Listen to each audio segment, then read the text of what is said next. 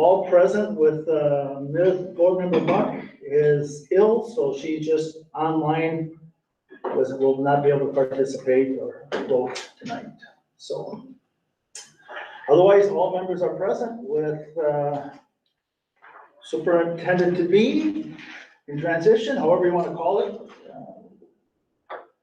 Martina Wagner present, taking in the meeting. Also in the audience is interim superintendent Frank Norton too. So I'll start with the Pledge of Allegiance.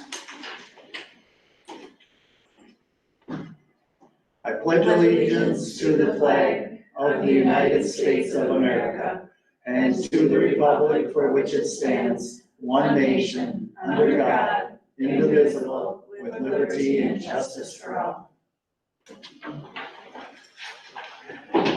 Okay. The workshop is topic for a meeting to not make decisions, just to discuss stuff. So we have 6 things on the agenda tonight. So we're quite full to hopefully get them in before 6 o'clock when our regular board meeting starts. First thing on, we have our local representative, Representative Altendorf. Please come forward. Yeah. Good afternoon. Good to see you. Welcome. And for everybody on the board, your assistant contacted me and asked that she come and speak to us. And I asked her to ask the assistant to pass on to her to talk about cross-subsidy funding and education funding. We do not need a overview of what took place with 201 people in that building. So that's enough said. Welcome, and I'll let you go ahead. Well, thank you very much for having me as a guest. Thank you everyone for, participating and being a school board. I know on the school board, it takes a lot of time and effort, and I really appreciate your dedication. That's a big commitment that you're, giving back to your communities and to your schools. So I appreciate that. And Jim actually, he came to St. Paul to see me. So I am a first-time state legislator, as you know, and started in January. And just to give you a brief overview, as Jim had asked, from the session, this has been, if you look at the news, they like to use the word transformational year. This was a big change for Minnesota. I'm not sure how many people are really aware of what's happened, but we started the session with a $17.5 billion surplus, which increased to $19 billion. So we had an unprecedented amount of money this year to fund and to prioritize where to put our money. With that, at the end of the day, this is a budget year, so we are making the budget for the next 2 years. We went from a $52 billion budget in Minnesota to a $72 billion budget moving forward. And so the funds were definitely spent. In the education realm, is my concern or my worry. What happened was we did increase funding. So you maybe had seen headlines that we had, a record amount of increase in funding going to schools. So that is true. It was about a $2.2 billion above target forecast. And most of you probably know all this, but, so in the first year, it's a 4% increase. And then in the second year, it's a 2% increase. My concern is that even though we have a record amount of increased funding, we also have increased quite a bit on our mandates. That's going to put a little bit of challenge on the schools. And that's really where my concern lies. Just to give one example, but the unemployment insurance that passed, that was funded for the first year. I believe it was $135 million. And the fiscal note shows that that is a 1-year funding, that money will be gone after the first year. And so it is considered on the fiscal note to be about a 2% mandate on the general formula. So after that funding in that first year is gone, if you can, see that this is, for me, for schools, very worrisome. So even though in the second year, there's a 2% increase, that unemployment insurance, which is a new mandate that's put on our schools, a new unfunded mandate, in the second year would possibly wipe out that increase in the second year. So that's very concerning for me. I know, Jim, you specifically asked, to talk about the cross subsidy, and, that was a 50%, reduction that, happened, and so hopefully, that's going to help the schools. I know the Democrats, and I don't mean to pass blame, but I think we're all well aware in the state of Minnesota, that we do have complete Democrat control, and I am a Republican. And so even though, I tried to be a good voice for schools and for education this year, at the end of the day, the Democrat priorities did get pushed through. I mean, because we could not really change that very much. And so when they ran on fully funding schools, and the schools are now budgeting, and some of these things are not funded, well, that would be priorities, of them, because they were, at the end of the day, the ones in charge. We do look at that there's 65 new mandates on schools. And so I have been talking to, superintendents, principals, school board members. And again, I don't know where you're at in the process of this, but there is, going to be some new mandates that, you'll have to work through. And where I probably differ politically is I believe in local control. There's, in my mind, no one better than locally that you went through the process to be elected by your peers. You possibly have students in schools, or teachers. Right here in Red Wing, Minnesota, more than anyone else, I believe, your needs of your school. And in St. Paul, what we did is we increased mandates, which maybe it works for one school, but for another school, it's difficult. And so for me, I would always be advocating for more local control and for less mandates. And that's just my political philosophy, is that I believe there's no one that knows better than you, than the administration, than the school board, and how to place those dollars. Even within my district, there might be a big difference from what Red Wing needs to prioritize to what, Goodhue, a more rural school, needs to prioritize in their funding. And so to me, that was, I would say, a disappointing part, is to see an increase in funding, but to also at the same time see such an increase in mandates that is kind of complicating the formula, complicating the process moving forward. So that's really, I guess, in a nutshell. I know you said you had a really busy schedule. You had 6 things on your calendar, so I don't need to take up a lot of your time. I want to make sure you know that I'm available, and I have been, talking to other superintendents in the district. I have heard from other people that they do have some concerns. I mean, I would be happy to meet with anyone on an individual basis if, just having a coffee or going through things. It's a priority to me. One thing that I was an advocate for during the education was there was a lot of bills that came through, and one of them was raising the minimum of part-time, like from to a minimum $25 base. And, that was one thing that I had talked to just my Goodhue superintendent, and that bill alone would have increased our general fund. He calculated for me $700,000, which just that one mandate could have, literally been a huge impact financially on the schools. I was very vocal on that mandate. That was one that ended up getting stripped out of the final bill. So I'm not saying that I did that by any means, but I was very vocal on that, just from having the feedback from my own school, which was Goodhue, a very small school, and how much an unfunded mandate that would have on us. So, we're trying to be very vocal and trying to be a voice for the schools. But if anyone has any questions, I'm happy to answer it. And Questions or comments? I think, Good. I realize that there are some mandates in there, one of them was a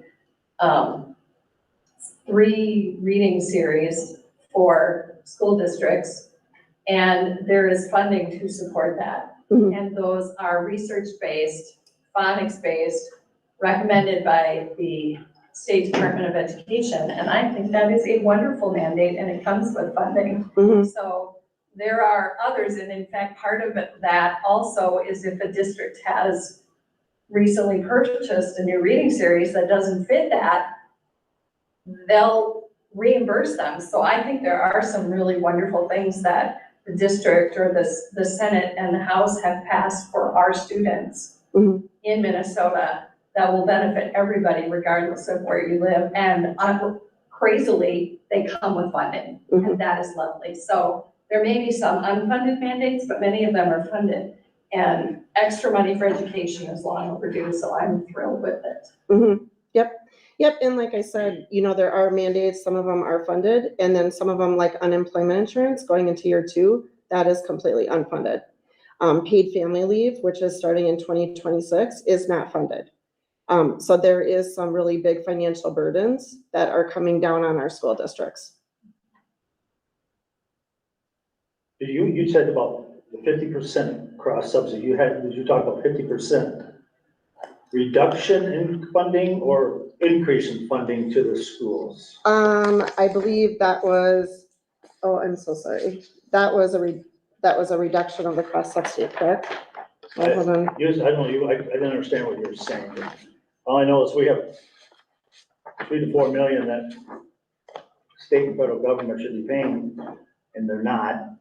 And so I don't know if that's. It says, there's, this year, 24-25, 44 reduction in the special education cross subsidy and increases to 50% in year after that, 26-27. So it's 44% reduction in the special education cross subsidy. Not reduction in funding, reduction in our cross subsidy. So if our cross subsidy is 3 million right now, it would be $1.5 million. Correct. At 50%. Exactly. Okay. And then you talked about school board members and superintendents. Have you reached out to anybody in the Red Wing School District? Because we are your largest school and you're representing 21A, are you? Right. A? So have you reached out to anybody in the school? Yeah, well, actually, I mean, I'm making myself available. I understand it, but you said you spoke to board members and superintendents in the district. Have you? Yes, sir, I did. I sent out an email, with, during the legislative session about the proposal. And I believe it went to did it not go to the, school board members? It went to the superintendents and the principals. Did you speak? We met with, I'm sorry. Did you? Go ahead. Yep. We all met basically with the representative Okay. as the big nine and all at one time, basically. Right. I know Bart Haley and people before you, obviously, they reach out to us individually on something that Okay. they knew, so, Yep, and it was, We are nonpartisan.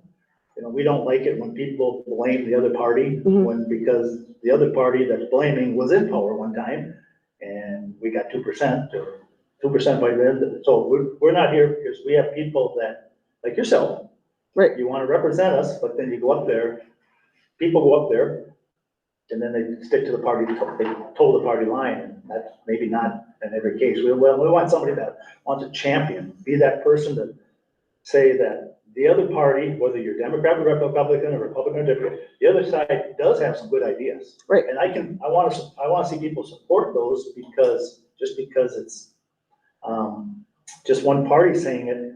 I would like to see us change that in this state as we go forward. And I'm hoping that was something you can try on your second year up there as you go forward here. yeah, I am, like I said, I came here, they kept us very busy from January through May. I think we put in 12 to 16-hour days, almost weekly. And so we put in a lot of time, and we had a very big agenda that was being pushed at us, so that it didn't allow us a lot of time to do in district, like we normally maybe would do in another time. In a normal session, usually just May at the end, the last month gets super, super busy, but we were very busy putting in long hours, long days, all the way January through May. And so for that, I apologize. I did communicate at a level, like I said, with the superintendent level of some of the concerns coming through. I did meet with the Southeast Minnesota superintendents. And so I have been doing that, but it is my goal now in the off season to be meeting more with the school board members and to be getting a little bit more in district. I also had a school tour of the Red Wing School. Not sure if you're aware of that. So, Jim, I'm definitely trying to be a part of the school and to meet people and to be a part of the process. But it just takes time. And as I said, it was a very unusual session with a very, very big schedule and a very big agenda that happened in the last 5 months that didn't allow for a lot of in-district time, so. If you can take one suggestion, you can take it or leave it. I read your articles in the local paper and all they do is blame the other party. And I would love to see your articles about, this is what I want to advocate for, or reach out to me if you want. I would like to have a way to get a hold of you by reading the newspaper. And most people do that. So keep that in mind, advocate, this is what I'm looking for instead of blaming the other side. And you're not alone. I'm just sorry you're here, but I'm just saying both sides pick on the other side when the other side's in majority. So I'd love to see that change. Yep, nobody likes politics and it's very divisive, and I would say our state is more divided now than it's ever been. And both parties, everybody has got great ideas. This board sits here and, we may not agree, but I may be thinking of something else and somebody else thinks of something else. Hey, that's a great idea. Working together and not just towing the party line is something that. Mr. Bryant, right now, the Democrats are in complete control. I understand that. And I just spent 4 months working on committees. And at the end, everything that we worked on together that was bipartisan, that we agreed on, was stripped out in the conference committees. So, to say that I am towing one side and I just saw the exact opposite is not really a fair assumption. Well, I read what your articles on the Republican Eagle, so Yeah. that's what I'm basically. Right. So, is You know. there more going on there? Absolutely. I agree. Right. But we Not just here to- worked in 4 months in a committees that I'm not here to argue, I'm just. no, I'm just saying, but in the end, in the last 2 weeks, everything that we worked on together was stripped out. Then go back and push it again. That's all we can say. Fight. So. All right, anybody else have anything else? I would just like to say thank you for coming and for representing us, and the easiest way to get a hold of us, I think, is on our website. Okay. There's a direct link to all of our emails, and there's our phone numbers that are on there as Yep. well, so we'd love the opportunity to work more together and keep advocating for kids and what's right for Southeast Minnesota, so thank you. Absolutely. Yeah, one of the big things that we were trying to work on was increasing funding for academics and the science of reading. And we had a program that was called Reading Reset, just because we know there's so much funding that needs to go into academics to really try to help kids get back up to level. So that's a huge priority to me. Thank you. Thank you Yeah. for coming. Thank you. Thank you. Keep in Thanks for your touch, time. please.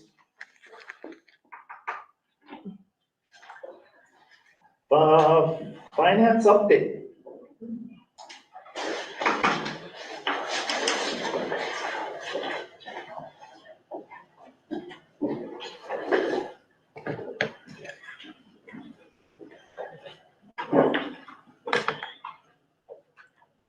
Well, Ms. Curtis. Good evening, everyone. I'm gonna get my screen ready to share here. And we're gonna start with April financial reports. So first up, I have the treasurer's report for the end of April. Are there any questions on the treasurer's report? Oh, does it have a question? I think we've talked about the COVID fund so many times, but, just to clarify, when we have like the allocation and the received date is not necessarily like what we've spent and what we've asked for, but just what we've actually received. So I was just wondering, for those things that we haven't spent all the money that was allocated for us, have we requested all of it, or do we have things in place to use it, but we just haven't got the reimbursement back, or just kind of where we're at as a ballpark, in that process? We draw out of those funds quarterly, so we'll be making another draw here, probably around the 15th, 20th of June for the last quarter of the year. And then some of those funds do go into for summer school this year, so that will be drawing funds in the fall for those programs. And then there's a few of those funds that we have planned spending for now, through, June of 24, because they have spend dates by September of 24. Like I could see, we probably won't use the COVID testing money because we maybe don't need to do that much testing, but for the other ones, are we leaving money on the table, or we have it all kind of allocated and? Most of it is allocated. We're trying to use as much of the COVID testing money as we can. They did open it up knowing that schools weren't purchasing tests because the state was providing them for free. Right. So that money actually this year can go a lot towards general disease prevention. So we're using it on like wash your hands signage and air filtration stuff, or filters for the HVAC system and nurse time and things like that. We're gonna try to spend as much of it as we can. I don't know if we'll be able to spend it all. Okay, thank you. Yep. Other questions? The treasury report including the scheduled investments, or is that separate? Nope, that's including the scheduled I investment. just make a comment, I see the last 60% of the investments are 4 to 5%. And which shows one thing, it's nice we're getting some more, higher percentage on our investments, but also means that inflation's higher. Mm-hmm. And now I see there's a 0.084, so that's probably something that Some of the older ones there. look at doing something with soon. Yeah, we did just, so that one that just matured there in May that you're looking at, we did just reinvest it again, upper 4%. And then we just received the last of our spring property taxes last week. So we'll be looking at another round of investments in the next week. Just a comment, it's nice to see some higher numbers, but also it comes with Higher costs. Exactly. Go ahead. Anything else on the treasurer's report? Otherwise I'll move on to the budget. So budget report, again, we're looking at April 30th numbers. For received in the general fund, we'd received $25,362,492, or 67.3% of the revised budget, compared to 63.5 and 66.3. So we're a little ahead on revenue collection. So that's not a bad thing to be ahead on revenue collection. Expenditure wise, we've expended $27,547,510, or 72.28% of the revised budget, compared to 71.3 and 73.14. So we're kind of right in that spot I like to be in, right in between the 2 years. So that says we are trending to meet our budget target. That is just the general fund on this first page. Second page includes our other funds. Major funds in that would be the food service fund and the community service fund or community education fund, both of which are either trending to meet their budget or exceed it. So community ed, you will see, is both ahead in revenue collection and expenses. Well, as they run more programs, they get more revenue, but then they have more expenses to run those programs. And that is where community ed sits. Is there any other questions on the budget report? All right, enrollment. This is enrollment as of May 17th. So this will be our last enrollment report before we start getting reports from the Department of Ed with year-end numbers, probably middle to end of this month. So by the time you have your July meeting, we should have a couple of runs in of Mars edits and know kind of where we're coming out. Right now, this is predicting 12.26 ahead of our budget. Again, mostly in the tuition out students. We had budgeted for a revised budget number of 2,491.4 ADMs. Any questions on enrollment? Oh, good to see positive. You got one? I do have one. How are we looking for the fall in terms of our kindergarten enrollment? I have not heard that, a recent update on that. But the update I knew from about a month ago is we were tracking as we had in the past, where we usually get 50 to 66%, about 2/3 in the spring, and then the last bit will come all in August.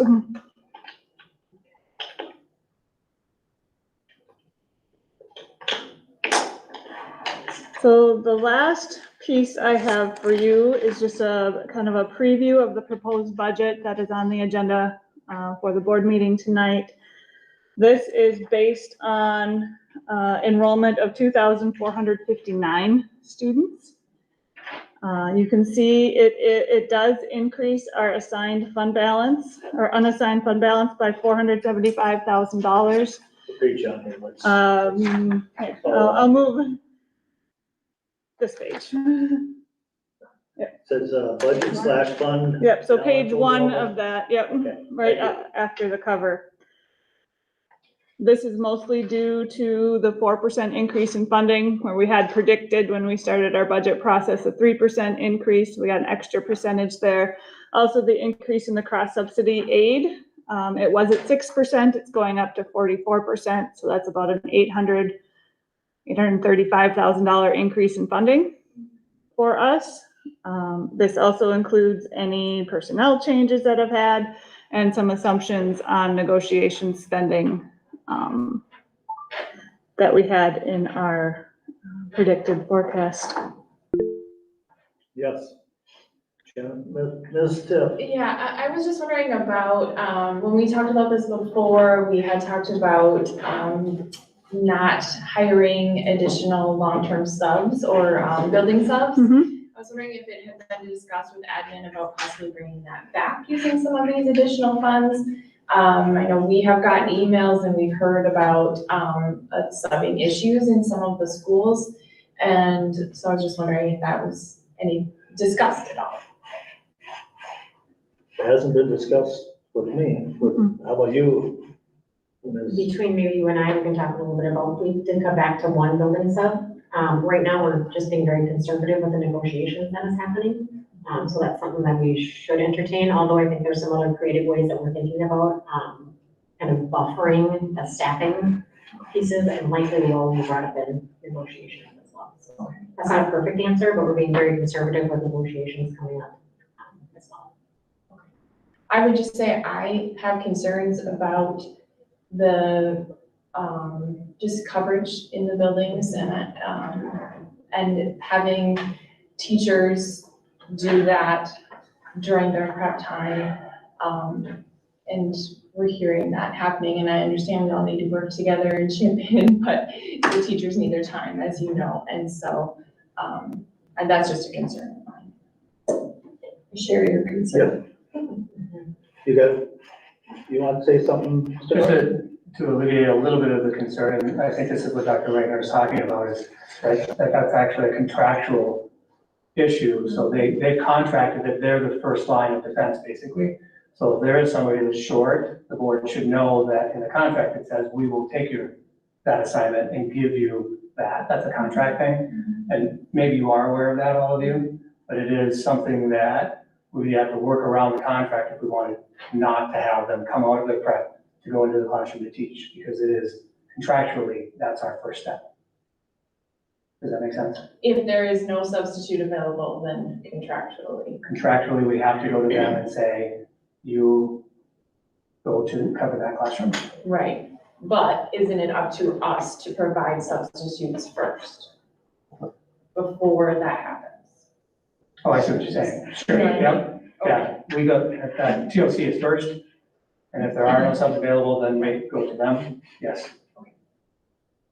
And I'll just say, I mean, I get the concern, but finding people to work has been, and now they get it, and we, like Mr. Norton stated, contractually, bring them in. It's $1 a minute they get per minute that they give up their prep to teach that, which I understand we can come up with a better way financially to do that too, by having subs, but I'd love to find 30 subs sitting around that want to work, but I don't know if we have that luxury because every school is facing it. I just remember as part of our budget discussion, one of the things that was cut was an additional building sub in each of the buildings, because of that we had 2 and we cut it down to 1 as part of the budget. Because that extra one was funded with some expiring COVID funds. Okay. So that's why I'm wondering if now that we have additional funds, if that's something to look at. It could be looked at, but even filling the 2 positions we had available in every building this year was difficult. Mhm. And didn't we have some of our building subs ended up being pulled to be long-term subs? So it's a greater issue than just finding subs, it's finding teachers. Ms. Rowe?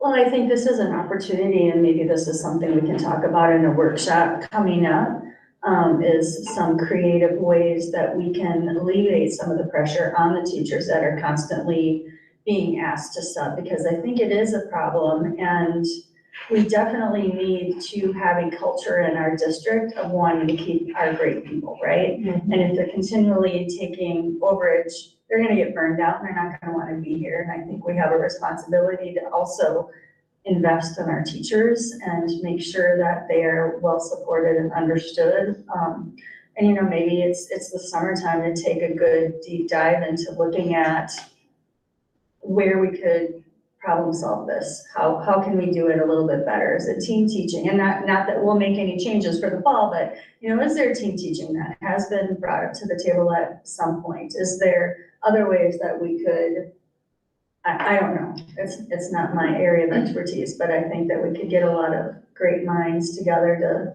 maybe. And we will do that in July or August. That'd We're be gonna great. do that from that email we Yeah. received from, I apologize for not remember the name. Was it Ms. Jager? Yeah. And so I said we would entertain that, and we will. And, we just have to have time to look into it to see what it's, about. Did somebody hit their, I accidentally, I was okay, you I'm want to speak taking my again? hand down and I hit it. So that's, yes. So Go is ahead. that something too, I feel like, you know, we've got Ms. Grove here. Is that something, that we should, is it appropriate to include our administrators in? I mean, I think we should, but can they be at the table discussing it with us? Because we don't really, you know what I mean? Yeah. I would love to have them on here. Wait, We, just to go throw ahead. into that space, we did our climate survey this year, and 4 of our flashpoints, 2 of them are value and recognition. So Mr. Norton and I did tag team. I facilitated the teacher climate survey focus group. They were paid to come in and give, they have the most brilliant ideas. So we need our Yeah. teachers at the table too. Yeah. They felt very valued and heard in those meetings where we weren't trying to talk at them, but rather like gather ideas of like what's happening every day. But then my building leaders are also, Ms. Grove is an example of dancing as fast as you can in a classroom, also subbing, working together as leaders and sharing subs within buildings. Right. You know, so I think we do absolutely have to have the right voices at the table, including our teachers who have some ideas just coming together there, so that the focus group is very powerful. That's great. Good. Moving on down the list, food service fund, we are planning to spend down some of our food service fund balance.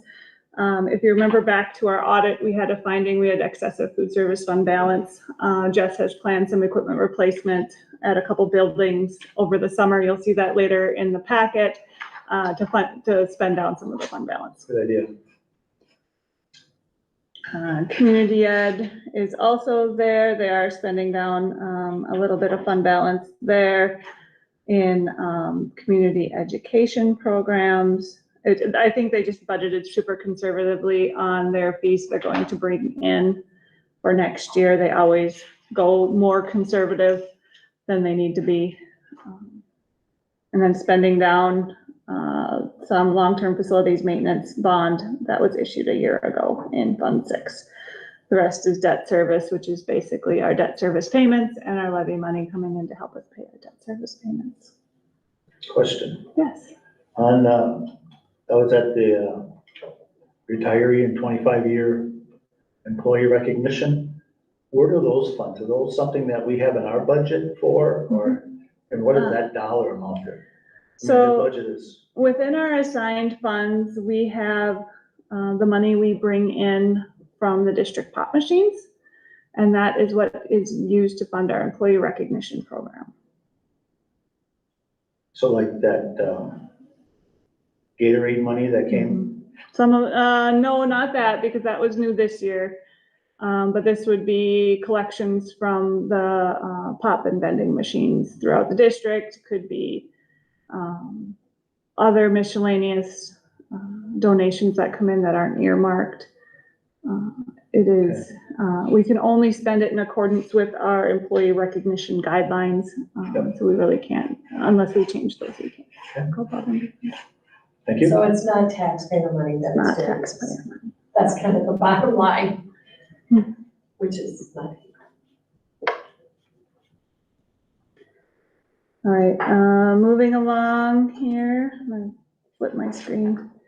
On the next page, you will see a revised 5-year projection with the new money coming in. But as Representative Altendorf mentioned, there are also a lot of things coming down the line that are not funded. One of them is that unemployment insurance for non-licensed staff through the summer. It is funded for this year. We're hoping it's fully funded for this year, as they took no one knows exactly how much this is going to be, so the money could run out before the end of this summer.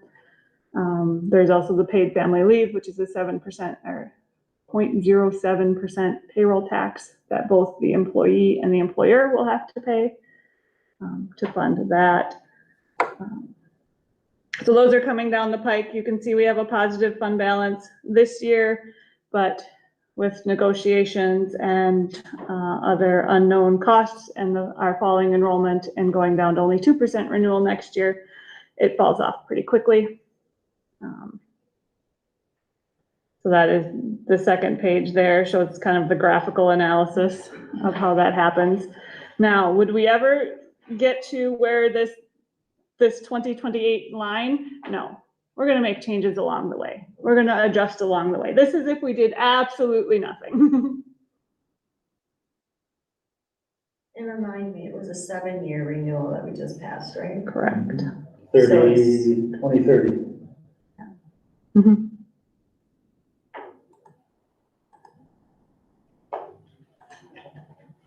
All right.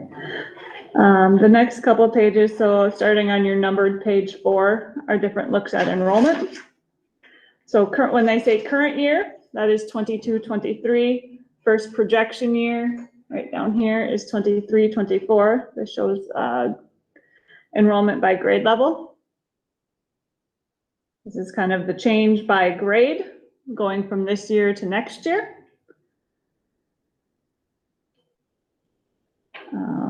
Kindergarten anticipated projection is going down just because demographically we have less births in Goodhue County right now, and of students or families living in Red Wing. You can see our enrollment projections mirror that, steadily declining down.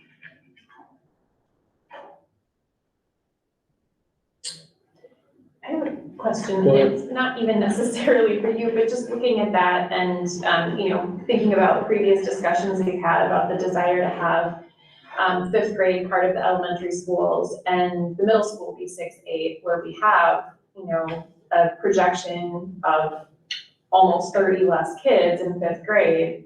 Are we at a point where that could happen based on space, or is that something that is being looked at? I know I feel like that was the consensus that we kind of wanted a year ago, but there wasn't going to be space really to do that effectively. So I don't know where we're at now with what we think we have coming in the fall, if that would be possible to do or not, to change those configurations. I know Mr. Norton had done a building, or maybe you did too. Did you, about looking at the buildings, especially the middle school, wasn't it? You're looking at, or was it Sunnyside or? Not so much the middle school, Sunnyside. We needed to look at that. Nothing's gonna change for next year. You have to look out projection wise to see if as these numbers drop, You might be able to do it in a few years, but certainly not next year. We went classroom to classroom to classroom, we're still short a few, even moving some of the programming out from community ed out of that particular building into other facilities, didn't quite make it. Okay. But if the projection, you are correct. I haven't been in all of the buildings, but I toured Burnside this winter, and there is not an inch of that building that doesn't have something going on in it. The library that used to be a place where kids had class is now in a beautiful story pit. It's gone, it's divided up into cubbies for AmeriCorps. It's just really full, every broom closet, every storage room, everywhere in that building has something. So, I mean, it's good, but we still have to consider fitting bodies into the space, and there's probably too many bodies out there right now. The other thing that's happening, and I don't know if you're aware, is Cobble is bursting at the seams. So we're starting to move preschool up into Sunnyside. So we're coming up the other way, as well with rooms. But then I wonder there if like Jefferson would be an appropriate place to utilize for preschool or not, you know, at least the main level of it. I know there's a lot of issues that come into play. I know. We've had many discussions, but you know, we do have a building sitting unoccupied, so I know it's not as easy as just like shuffling one group to another, but it feels frustrating when it's like we have this building that's stuffed and we have this building sitting vacant. I know it's not as simple as just evening that out, but it is frustrating to have that knowledge that that's what's hanging out there. How are we having fewer and fewer spaces available when we have fewer and fewer kids? Do we just have more services being run out of the buildings, or? It's not like we're increasing kids, so how are we running out of room? Some of it is spaces needed for special ed services. I can't answer all of that, but I know that's part of that. All of second grade is at Burnside. Yep. Now, so before it was two sections? Two at sections Sunnyside? were at Sunnyside. Yep, and now we have two sections of preschool at Sunnyside. So first and second's at Burnside. Kindergarten, Sunnyside, first and second's at Sunnyside. kindergarten first is at Maybe Sunnyside. two first, second, third, and fourth are at Burnside. Mhm. Fifth, sixth, and seventh are at No. middle school. So, but we also have, don't we have, more mental health services than we did before because of COVID relief money too? And those people need a place to meet with kids. So, I mean, it all kind of, they're all good things. They're all very good things because they serve kids and help kids learn to be successful, but they have to have a place to go. Well, that's another topic to talk about next time. That's fine, that's good to do. I'm not saying it's bad. No, I'm just no. saying it's, but like Mr. Norton said, Ms. Wagner also knows this, we can't do it next year, in the next No. school year. So, but it's always good to have discussions about things, not just stay status quo. And the next slide could maybe help with those discussions as we look at what the enrollment is by grade grouping. So this shows our enrollment by grade banding and how that's changing. In order to move the whole fifth grade down, it's, 7-8 classrooms worth of students.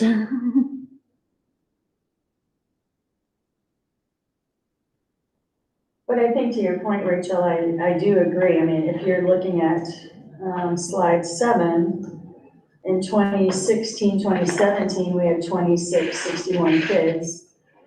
And it's projected, and now we have 24. So 200 kids less.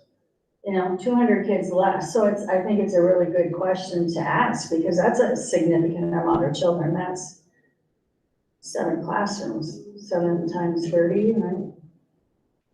So how is it, you know, I feel like maybe there's some questions that need to be really, I mean, take a good, long, hard look at it, and the projection for, I guess that is the projection for next school year is 24, so, yeah, over 200 kids less.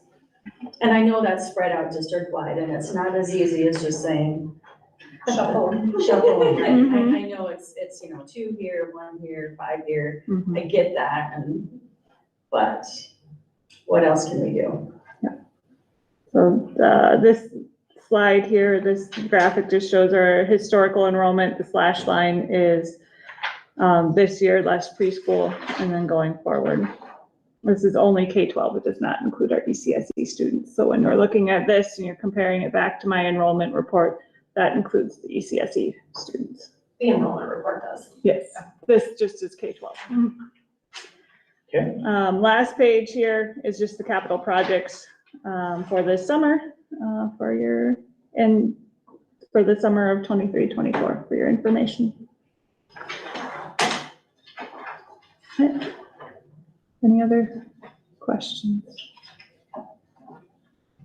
I do have one question, another one. Not related to this though, but when I look at all of these numbers, and you've got a lot of history with our district, and you've been able to see a lot of history and look into the future with projections.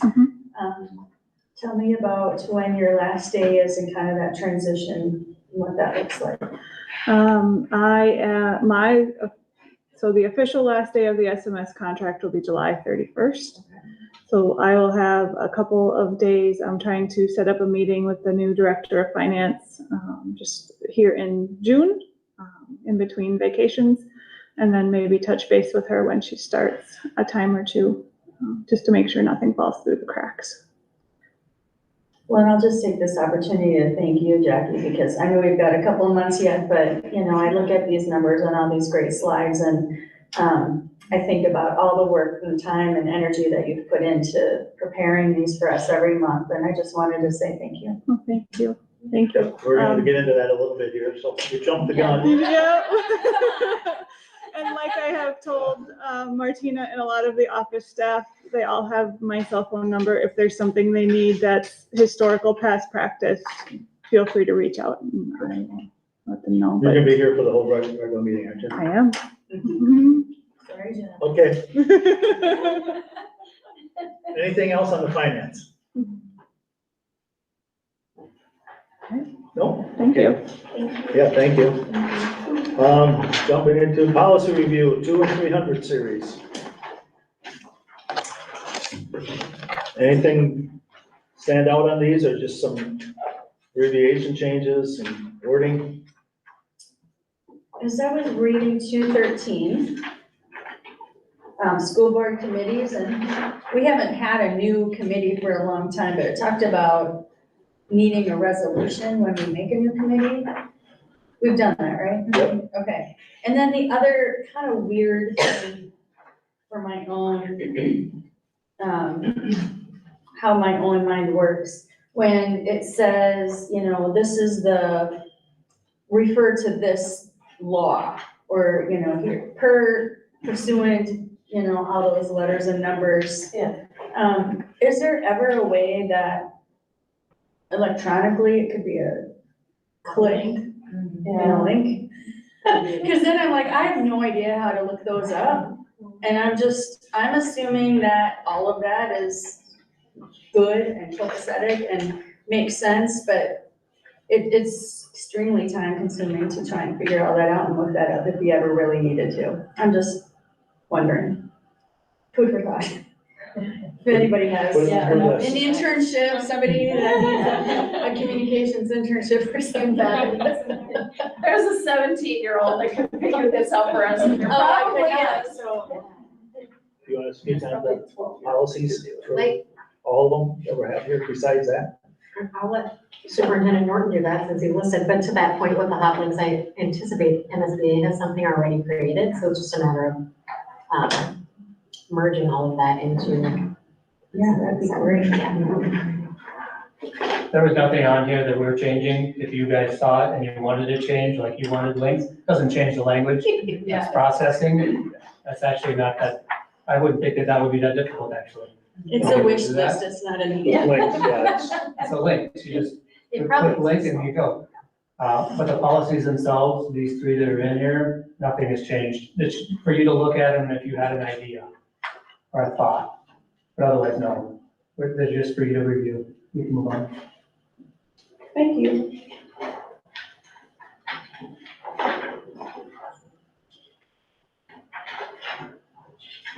all right, we got,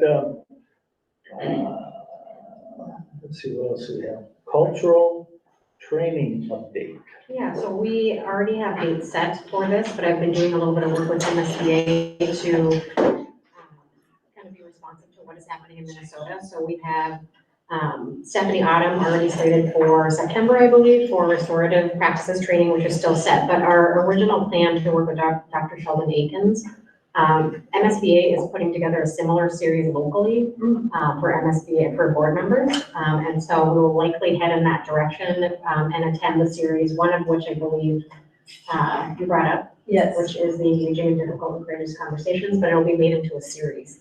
And so similar to some of the other resources that all of you have sent me, this is going to be a little more cost effective with the budgets that we have, but also hit the same target goals that we had originally when this was presented. So I'm working on those pieces.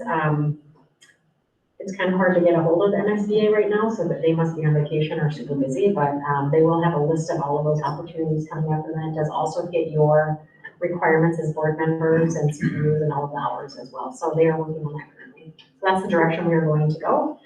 It's cost effective, hits our goals, and it is local to Minnesota, so. So the September 28th will Is still local, we'll keep that one. The latter two dates, we are gonna go with MSBA's series of trainings, so. Yes, So then is that something we would all go to together, or I mean, it would do be, they come here? Or we it's a go to regional them? training, so we probably go Okay. to Rochester or Right. somewhere in the metro area, so but I don't have the dates yet. But Okay. I'll get them on count, and then there will be multiple calendar dates too, so trying to get to the same one together is great, but I mean, if it doesn't Right. fit for schedules, I think that was the other thing, is compounding schedules of 2 days in a row, 8 hours a day. All of you have other jobs. Right. and Commitments, so this worked out really nicely, so. I would say the Rochester training site was really easy to get to. there was talk too about looking at maybe just doing it like a 2-hour segment once a month or something too. Is that something that MSBA is still looking at? That was with our original consultant, would have done 2-hour every other month virtual trainings, but if we go this route, this would replace that. So Okay. that would be something we'd have to dialogue around if you want to continue that. All right, perfect. Can we put that meeting, the September 28th, can that get added to our upcoming meetings and future topics list? Oh, that's a good idea. That way we won't also miss the posting of that for the 3-day notice. So I was guessing the 23rd and 24th are probably dates that are up in the air for some October. Yeah, so those ones are likely not aligned to what MSB is, so you could remove those from your calendar. Good thing I wrote them. What's that? Pencil it in. I write my things in pencil in my calendar. Anything else? That's all I have for that update. Okay. Salary of board members and officers. We did this for when Miss Ossendorf, Miss Tiff, and Miss Buck, remember you came on and the first meeting was like, well, what are we doing here? So we moved it out 1.5 years out and to do it during a time period where it wasn't, you had some time to get into the position here, so. So it has to be come up periodically to review and go over, so. This is what it is. Is it on tonight's agenda, or is it gonna be at the next, well, do it at the next meeting then? I thought it was on, but maybe it was 25 here. doesn't hurt to think about it and talk about it now and wait a meeting to do it, so, yes. So according to, what's in the packet here, we already decided on these numbers for this next year, and then, so we're gonna just determine whether we want to keep it? Is that true or not? Is that on there? It does. It was some time ago, so I don't recall the Yeah. exact dialogue. It's in here that, we decided for the next few years. So 2022 directors, 3,900, 2023, 4,100, 2024, 4,300. So that was voted on already on July 19th, 2021. So that's So 2 I'm years. just wondering if we don't need to vote on anything unless we want to change something. Right. correct? Okay. Right. This is like a good discussion point. Okay, all right. If they want to bring it up down the road, we can, otherwise we'll probably bring it back in 2 more years. Well, this is through January or through December of 2024. That's almost, It's only it's almost, you know, you don't want to begin talking in What is this? January. We'll bring it up in a year from now then. Yeah, Got all of this because we have year. next year done, so it'll be, We'll put it on the agenda for middle of the year of next year. yeah. Yep, Perfect. okay. Easy enough. Big 9 online is Wagner, Superintendent Wagner. I'm gonna do this relatively briefly. I did put the slide deck in, the board packet. Also, you have supplemental information that Lisa run for all of you, which is frequently asked questions and some other pieces. So, working with Big 9, currently Owatonna does have a high functioning online option for students. And so what they've done now is they're actually working with Big 9 districts as an option to districts to offer virtual learning. This would not replace, I'm just bringing it as information to all of you, would not replace our 5RO resource for families, but the one piece that is pretty comprehensive with this program, which it does say Owatonna Online, but they're in transition with renaming it to Big 9 Online because the opportunity arose in the Big 9 districts to partner with Owatonna Online to offer comprehensive K-12 online programming. I kind of tailored the slides to be reflective of Red Wing in meaning that students who choose to be more than 50% of an online learner, K-12, specifically at the high school, they would graduate with a Red Wing diploma. They could still engage in the arts activities. They could still engage in sports with our district as well. But be part of just kind of a more regional Big 9 collaboration. There's lots of opportunities in terms of the type of pathways that students can have, meaning the K-5 programming gives 2 pathways where students actually have synchronous learning with an educator and support professionals and wraparound service, including special ed and multilingual programming. The first path actually gives opportunities. I'm kind of jumping ahead a little bit, and they talk a little bit about why would you choose Owatonna Online. The first pathway for K-6, which I don't think that we have any elementary students who are currently engaged in an online program. I don't know if that is a need. I'm not necessarily saying we should push children this way.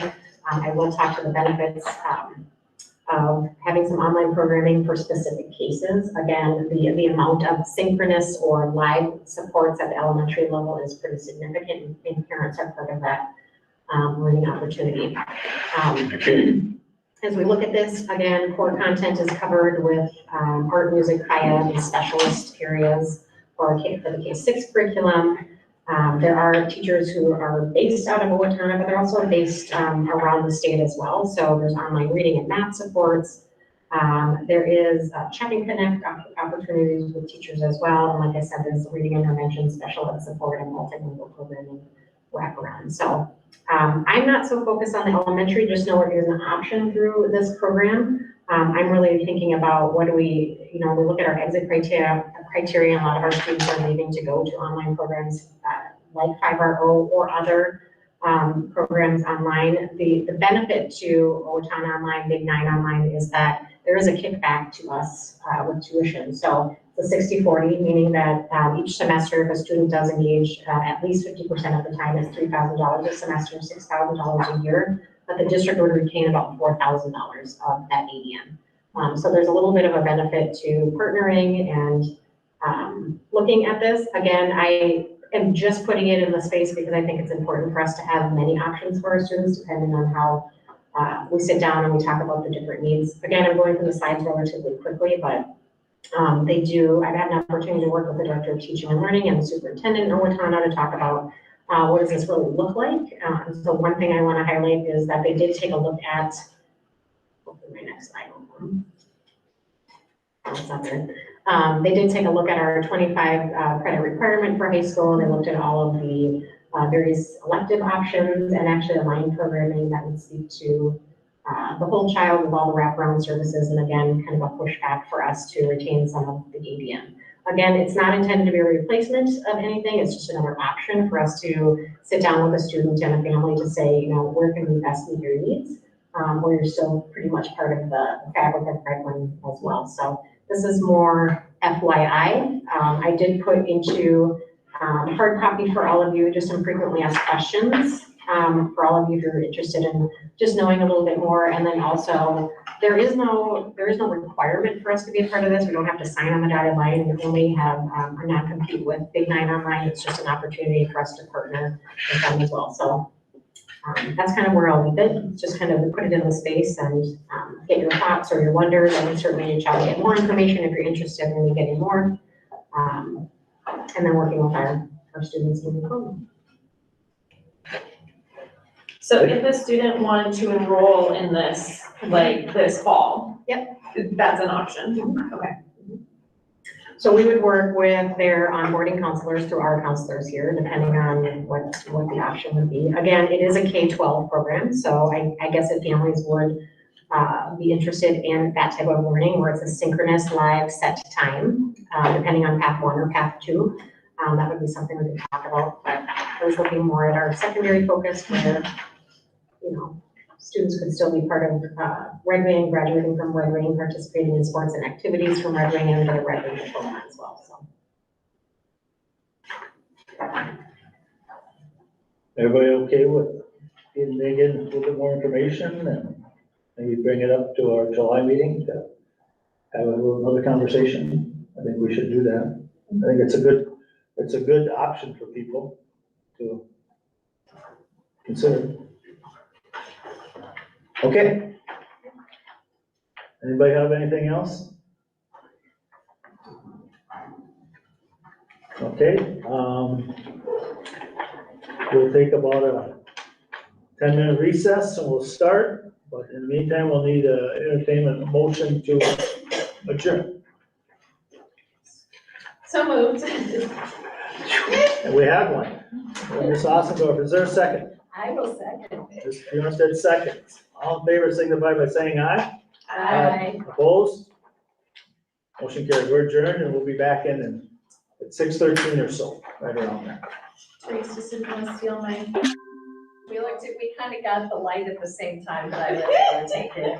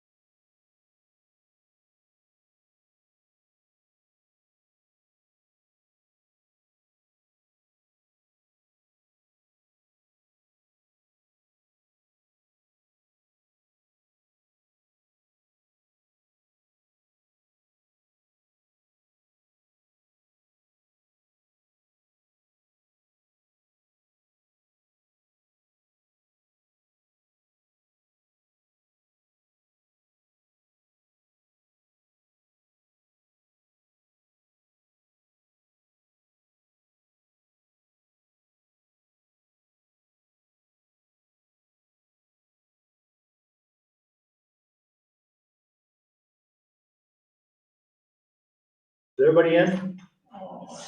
Coming. Okay. In. Call to order the June 5th, 2023 regular school board meeting. Time is 6:13 PM. All present except for Ms. Buck, who is virtual, and she's not feeling well, so she'll just be participating by viewing. She will not be able to participate or vote. Also present is interim superintendent Norton and superintendent-to-be Wagner here. Ms. Wagner is sitting at the table with the board here, the 6 of us that are here, so. I haven't talked about who could do the vision statement, so somebody start looking for that, because we're gonna get to it shortly. And we have, roll calls done, mission disclosures, and Ms. Rose is gonna read the, mission statement. The mission of the Red Wing Public Schools is to educate and inspire all students as they realize their full potential and become respectful, responsible, and productive citizens. Thank you. We've already done the pledge of allegiance. Meeting agenda, we have to add one thing. Ms. Wagner? I'm gonna propose that we talk about Juneteenth, for MD legislation on creating it as a legal holiday, so. So let's do that under your, administration, let's do it under business items. Let's move number 6, closed session to 7, and put it under 7, put it as number 6 right after policy revisions. Closed session will be that, we'll be moving to number 7 then. Anybody else have anything else they want on the agenda? If not, I'll entertain a motion to approve the amended agenda. So moved. And Ms. Rowe moved, second by Ms. Bjornsted. Any discussion? All in favor, signify by saying aye. Aye. Opposed? Motion carried. The educational plan is posted at all our meetings. It's in your handbook here. And we have then recognitions and upcoming events. Who has anything they'd like to start with? Go ahead. Okay, I'll go. Okay, go for it. We often recognize our athletes and not just students participating in activities that qualify for state, and so I just wanted to recognize our track participants who have qualified for state, representing Red Wing. And we have Thomas Lampkin, Craig Burnell, Jed Heineman, Hunter Greeley, Aaron Fryer, Anna Stockton, Matea Stockton, Morgan Hanlon, Emma Hopman, and Nora Hansen. So that's exciting, so congratulations to all of them. And then one other state thing, this past weekend, our Frisbee, our ultimate Frisbee team, that it's not a Minnesota State High School League, but we do have 30-some kids who participate on the open team. They competed at the state tournament this weekend and are Division III state champs. All right. So that was exciting, and that includes 12 seniors who will be greatly missed. But such a cool program for any students, families who are looking for something to do in the spring, not currently playing a sport. It's just such a welcoming group, coaches, just the whole thing about it. It's just really welcoming and awesome for any student who might be interested, so. Thank you for sharing that. I didn't know all that. Ms. Bjornsted, you have anything? Ms. Rowe? Well, I was gonna say those two, so thank you. But I also wanted to add congratulations to our class of 2023. Graduation this last Friday night was fabulous. And I think we had 197 graduates. So congratulations to all of you. You'll be missed. And as Mr. Bryan said, once a winner, always a winner. So don't make yourself too scarce. Come and visit us. And what was really nice is to see the party afterwards. I believe that it's been the all-night graduation party that went from 9:30 to 12:30, but I think it was very well attended. It had taken a pause because of COVID, and so this is the first year back. They're already looking for volunteers for next year's committee to plan for that. I'll be on that committee as well as many others, but lovely party, lovely gifts. A lot of volunteers who put in a lot of time to make that night very special for folks too. So thank you to all of them and congratulations, seniors. Anybody else have anything? I took in a few of the McWinlands Flight Paths mail. I was at that one where they all got up and spoke. And that was really interesting.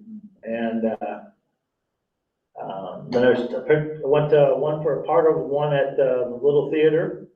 These students, you know, spent time there during the, at these different businesses. And then they had to do a presentation. PowerPoint presentation, I call it PowerPoint, probably something else, aging myself here. But they talked about their experience, how much they liked, what parts they liked, and it was really good. You could see the energy from them that found some interest. They put them on several days, I couldn't get to all of them, and I think some other people here, Mr. Norton, Mr. Wagner may have went to a few of them. So that, also is at the Hispanic graduation with Miss Tim. Very nice. Native American graduation with Miss Roll, Miss Ossendorf, Miss Buck, Miss Bjornsted, Miss Wagner, Mr. Norton. Very nice. Got to chat with a few people I used to know when I moved back in my younger days, and very nice. I just thought that was wonderful, the blanket and all that, the feather ceremony. Then I went with Ms. Bjornsted and Ms. Buck to the GCED graduation. Very nice. That was on that Thursday, and then obviously we had graduation on Friday for everybody that could make it there. Would write a call to be inside, because if outside it rained. And thanks to Mr. Gaylor, he found a way to get some air movement in there, cooler air even. I anticipated this, I used to be running wet from sweat from it. That's why I wore shorts up on the stage. My wife says, you're the only one with shorts. But I knew I was gonna be hot, so I was gonna be comfortable. But very nice program, very nice. The kids, the part, I think I've said this before, it's the excitement on their face coming up on the stage to get something that they've accomplished. And I was honest I remember my graduation. I don't remember what was said or who said it and all that, but I remember throwing the caps and where it was. But I think they will remember that because it's a special time of their life. They get through it, so. Anybody else have anything else? I think that's all I have. I probably had some more, I don't remember. But, so, okay, we'll move on to, I'm gonna pull the agenda out of here. So I can do it, public. Next thing we have is, excuse me, just a minute, upcoming events. Do you have any upcoming events or anything? Nothing? Okay. Public comment. We have, one speaker, Mr. Brian Schreiber. Wants to come on up here, please, Mr. Schreiber. The board will not ask any questions during public comment. He states he has something to hand out. So why don't you go ahead and hand that out, and then we'll give you 3 minutes to speak about, whatever topic you want to talk about. And I know Mr. Schreiber, he's not gonna be going after anybody or anything like that, so. He said he might have to cut him off, which I don't do. No, you didn't. Thank you. Well, just, when you sit down there, I'll give you a few instructions there. Okay. Thank you. Why don't you give us an extra one, we'll give that to Ms. Buck, okay? Do you have an extra one? Yeah. Just set it here, we'll give it to her. Thank you. Yeah.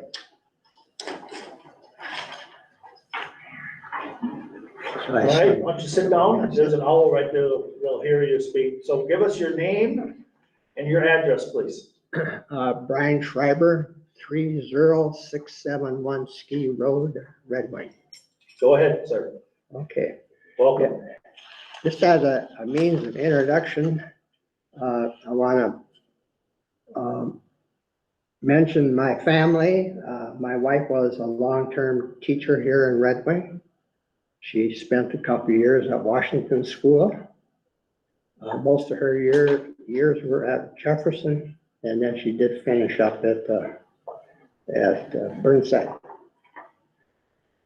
And I have two daughters, and they went to Hancock School, so it's kind of a history here. Some of these schools are no longer in existence. But getting to the subject at hand, a number of years ago, I have property next to where we live and found out it was a country school property. And the assumption is that when it consolidated, Red Wing School District became the owner of the property.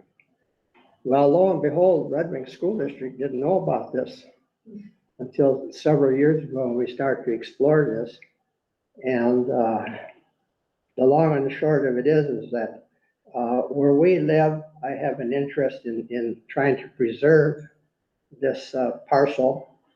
It goes back in your handout would show you that it's 160 years ago that it was formed, and 1860s. And if you remember what happened in 1860s with our country, Civil War, right? So that's how far back in history this particular parcel goes. So I think just go through it. I gave you kind of a brief outline of what a country school is, a one-room school as they were called back then. It was organized in Minnesota in 1849. And there was a county superintendent that oversee all of these schoolhouse districts. And they were strategically located so that the students didn't have to go too far, most of the time walking, sometimes riding a horse. So within Goodhue County, which has about 20 townships, it adds up to quite a few. Each township has about 4 locations on the average. So the subjects provided back then by the requirements of the districts, as you can see, are reading, writing, language, arithmetic, geography, spelling, history, and once in a while they had social activities just to add a little bit to the agenda. For most part, it was grades 1 through 8. In some cases, the older students got involved with other activities such as helping in the farm, that kind of thing. So a lot of the students was just 1 through 6.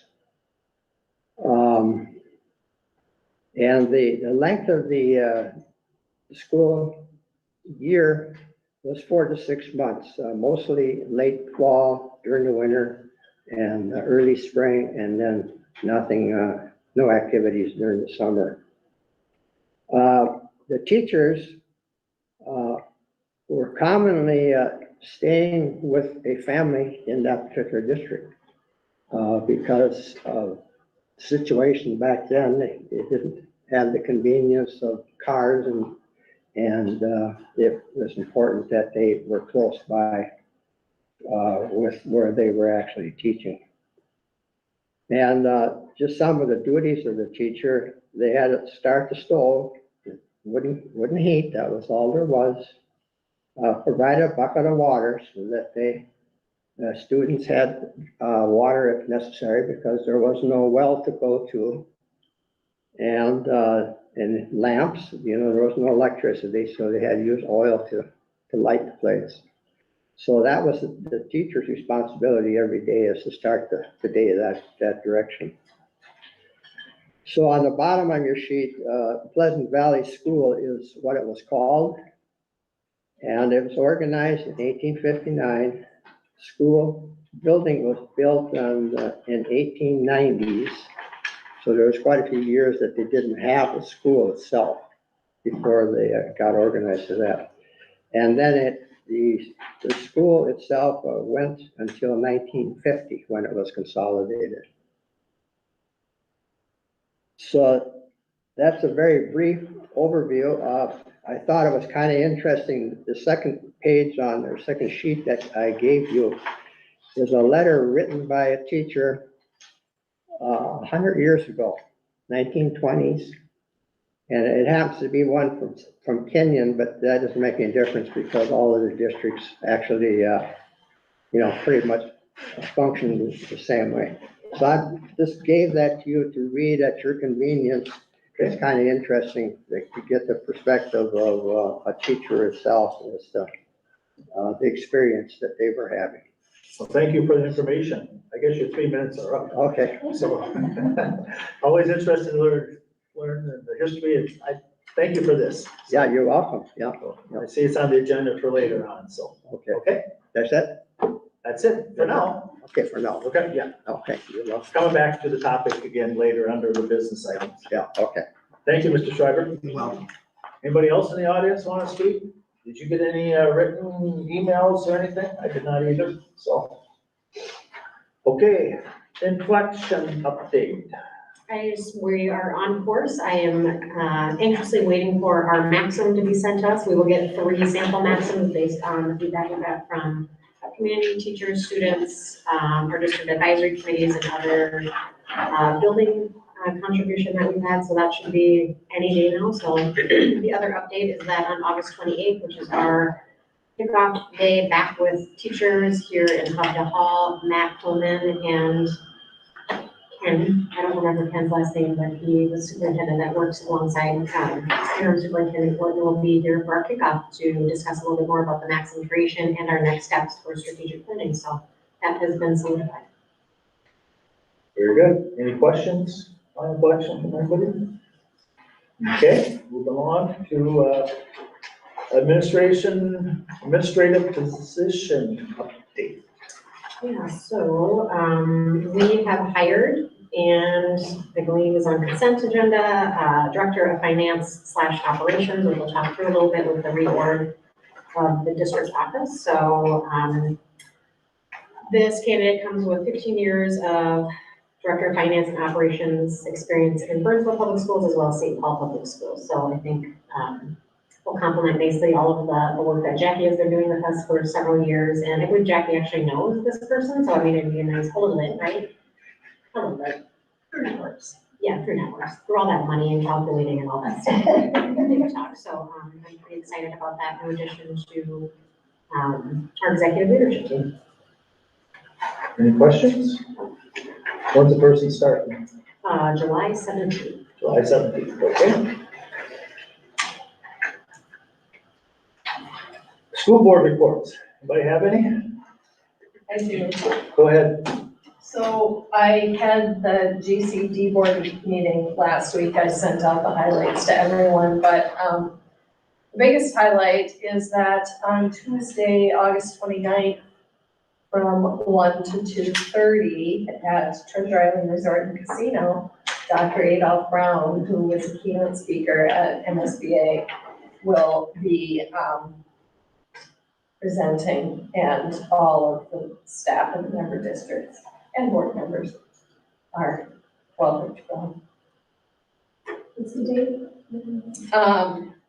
Tuesday, August 29th. Will we get an invitation to that then, or? I don't know, but I'll take a picture of this and email it to everyone.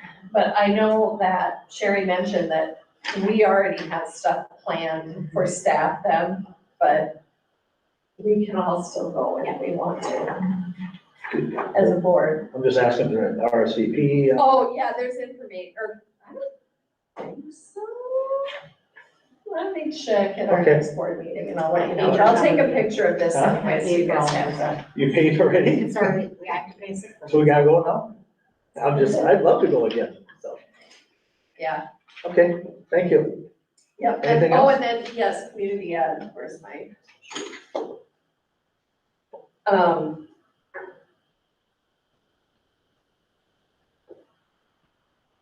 copy, I had that on here, sorry, I have got so many things. So just, the summer programs are filling up fast. Lots of different activities that are happening at Red Wing High School, Twin Bluff, the arena, and sports fields at schools. There are sports camps for youth, pickleball, golf lessons for adults, painting and dog training for families, as well as park naturalist hikes. 3 driver's ed and adult ELL classes will be offered at the high school this summer. The Red Wing Water Park is scheduled to open June 7th from 12 to 6 every day. Swimming lessons will begin this week. Kids Junction is at Twin Bluff Middle School, and we have 338 students enrolled. Wow. Yeah, and just a reminder that they do trips. Some of the trips are included with the cost, but there are some that there are an additional charge for. And so if you would like to donate to the field trip fund, because they'll plan some people stay back. But if you would like to donate, if anyone watching would like to donate to their field trip fund, you can reach out to community ed office for more information. And then Dr. Wagner led us in an inflection activity. So, which was great because when I did it with you guys, I was, up in the North Woods. So, that's all I have for you. Anyone else have anything? We're gonna begin the next phase of negotiations, so I think we're looking at getting some dates on the calendar to move those along. I did forget one upcoming event. There's a Winger Golf Tournament on the 23rd of June. I think it's 1 o'clock shotgun at the Red Wing Golf Club. So if you're interested in that, hopefully Mr. Hartman's got coaches coming and all that. Hopefully the weather cooperates and get a good turnout there for people that want to do that. So should probably put that on whatever. Upcoming events. Upcoming events, or even on our website or something like that too, for people get on there and look at it, so. I believe it's a fundraiser, right? It's a fundraiser. Booster Club. Yeah, Booster Club puts it on, helps with activities. Mostly, I think, I don't know if they do, I don't know what the Booster, I used to be on the Booster Club, but it's so long ago now. They've changed the parameters, what they do on, if it's activities besides just sports, I don't know. So, but it's a good organization. Booster Club does a lot to help. So, anybody else have anything?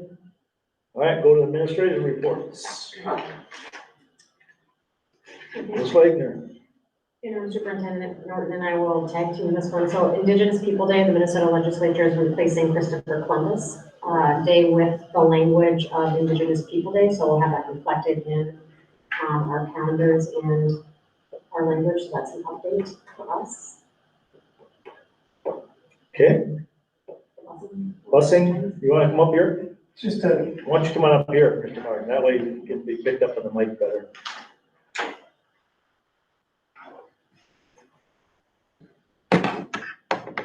You're just looking for the busing schedule change, or if it's possible? So the update of schedules and times will be provided. Correct. So we just put that on there just to make sure that the board was aware that, that the busing schedule can be modified for next year. Nikki contacted me and said that they can shorten the runs that they currently have by modifying them. Largely will depend a little bit because we're rolling things up. We don't know how many seniors will be riding, but they anticipate that they can shorten the runs by 10 minutes. So if there's an hour between runs right now, we can do that in 50 minutes. I had said previously that I anticipated that the high school, middle school run would be shorter than the other. That is not correct. I was mistaken on that. They said they are approximately basically the same time. Middle school kids, they all ride. So that run, shortening that run further wouldn't happen. So each run now is going to be about 50 minutes as opposed to 1 hour. Okay. Meaning, I guess if you were to put that into stop times, you'd be able to move the high school up by 10 minutes if you left it where it was. So rather than starting at 8:50, you'd be able to start at 8:40. For example, I'm not saying that that's what it's going to be, but that, for example, that would be something that you'd be able to do. In the high school, of course, with the new principal coming in, would be able to modify their schedules if they want to go from 52 minutes for a class down to 50, to shorten it even further. That'd be another 14 minutes off. So now you'd be close to 25 minutes further back, so that you're not interfering as much with 7th hour. And there's lots of things you'd be able to do. I'm just talking specifically about the bus right now. The report that we wanted back by June 5th, per Chair Bryant's direction, was that we would be able to do 10 minutes, and we've confirmed that with the bus company. Is Terry coming to the next meeting or not at all, or what's going on there? He can. Right now, it was just the 10 minutes. There isn't any busing schedule that they have built in right now, so there's nothing really to report from Terry, because they haven't set the schedule as to when they're gonna begin that. He would come once that's set, once the high school administration gets together and they say, we're gonna start and stop at the same time, or we're gonna back that up by 10 minutes. I believe Dr. Wagner would work probably with the incoming principal at the high school, and with Mr. Bierman to see how that fit into their schedules, moving that bus 10 minutes. But for right now, Terry being here, We should have that discussion probably in July, probably when the new person starts. The show building. Yeah, so I guess as a board, are we having that discussion as to this? July. Okay. So we don't really need Terry per se, right? Well, I'm curious, we should probably, Terry, I was told, and I watched the video of the HRC called him in on a day's notice to come and give him information.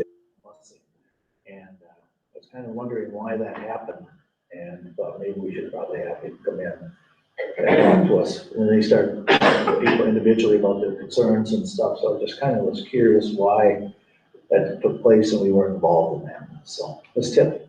Before we have our discussion, I would like to get more information from the high school, middle school administrators, Right. elementary if needed, some options so that we can look at that specifically. And then also, just for families, when will they know? I can't remember when we usually decide on the start times or when that's solidified. Do we have a time period so that families know? We've talked about this in a few meetings, and I just don't want parents and families to continue to wait on our decision or the decision of administration if they knew when to expect it. I think that'd be helpful.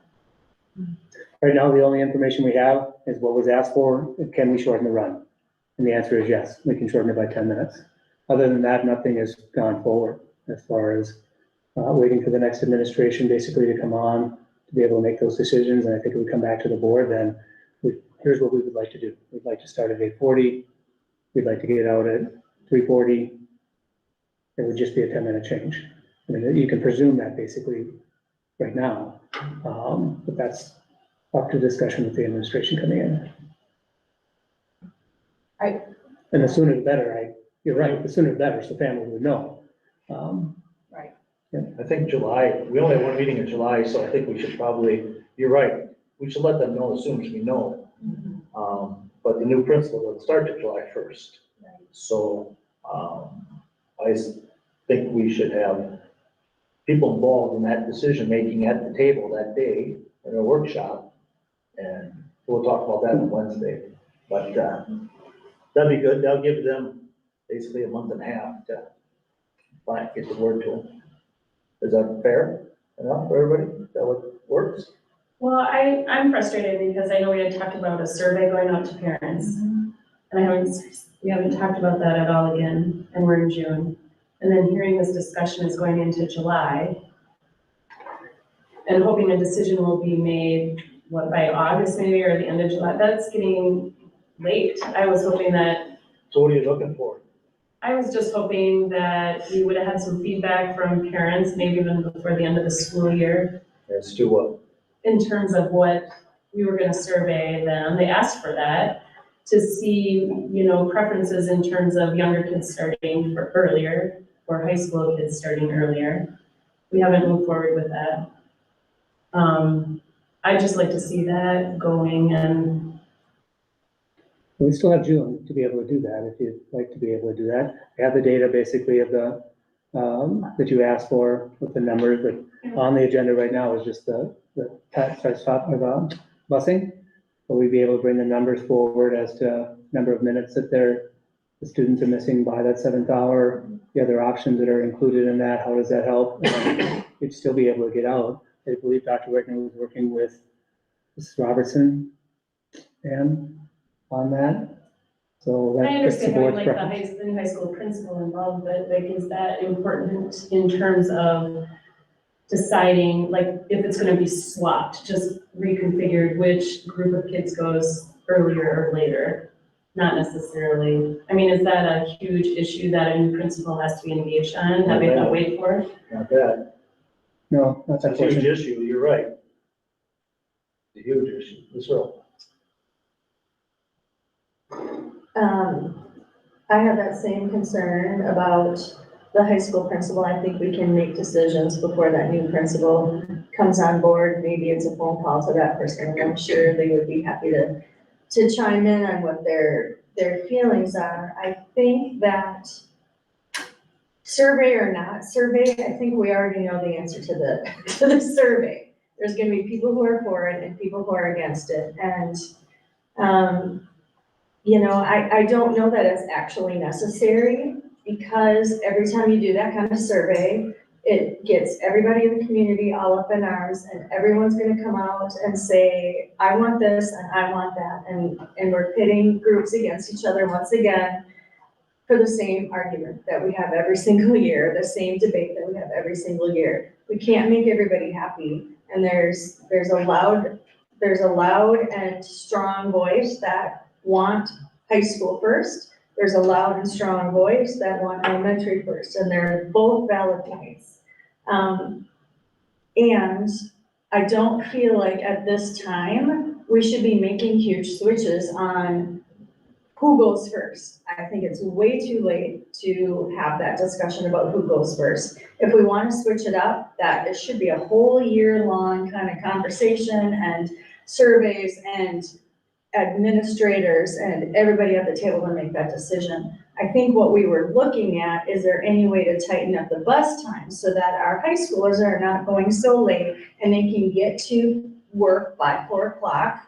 I think that's really where we're coming from with this discussion today, not swapping times, because A, there's not enough time to do that, and B, I think there's not gonna be a good right answer, right? And if we open that can of worms, it's gonna be a really rough summer for all of our families to be put in that position of trying to find and switch daycare around.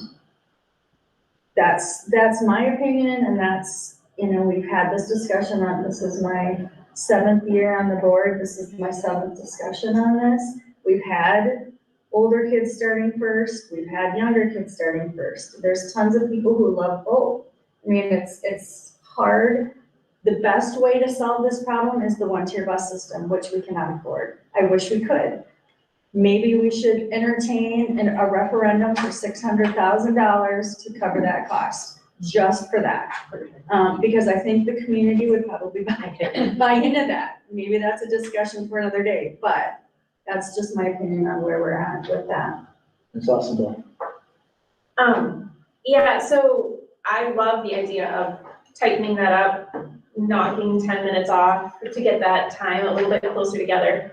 But then, there's also been that conversation of the 0 hour and, you know, figuring that out. Has anything else kind of happened with that, or is that kind of hinging on the new principal coming in and that kind of? Well, that's not dependent on that. The schedule is already being set for next year. My point to the principal wasn't about who went first. It was about the length of time of a class period. It was about the actual schedule. So they're tinkering with the schedule right now, and they're looking at different models as to how we can incorporate study halls at different time periods, those kinds of things. So the administration is moving without this new principal being on. I'm just saying, when that new principal comes on, he, correct, may have a vision of saying, oh, I've got, Mr. Ryan always talks about more heads, ideas. He may come in and say, you know what, I did this, and add it into the formula that they already have, and maybe even tighten it up more. I'm just saying that another voice being able to come in to shorten maybe even that time period. If we knock off 10, maybe he can, and there's 7 periods in a day, maybe he can knock off 2, that's 14, that's 24.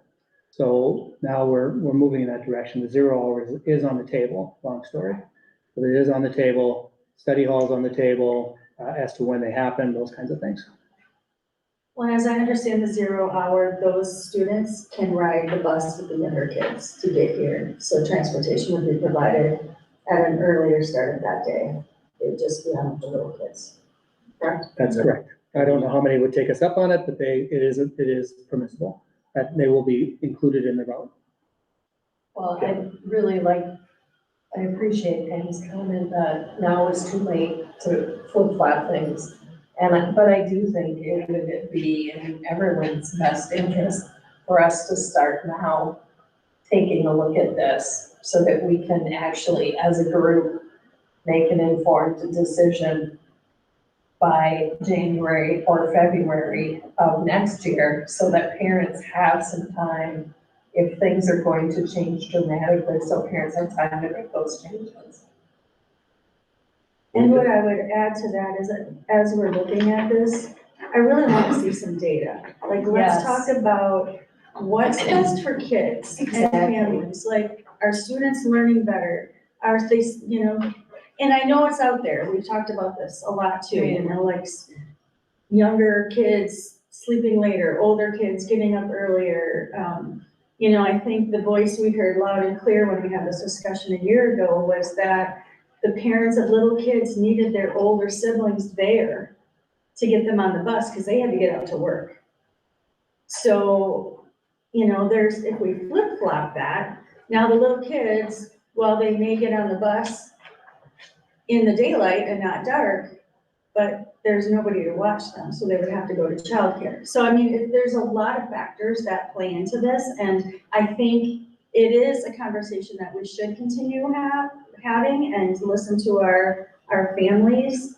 We have listened to our families. I don't want to negate that at all. We've heard loud and clear. Last time when we made the switch, like 2 weeks later, we swapped back because families were very concerned about that flop. And so if we're gonna make a decision to flip-flop again, I wanna make sure that we have absolutely everything we need to make that decision so that we're not put in that position again to have to reverse our decision 2 weeks later because the community continued to, it was a lot. We got, hundreds of calls when we flip-flopped last time. Well, and I think that if we front load input from parents, once we make that decision, we have to be courageous and stick with it. We can't, because there's always going to be someone who says, well, what?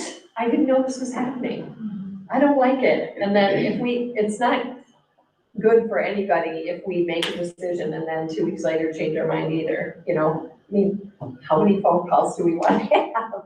But I think it's important to get that. We need to get, when you talk about data, we need to talk to our staff and get, how does this impact our students? And I think too, with our, my geriatric brain, what's the word we're looking for, that inflection is going to come up with?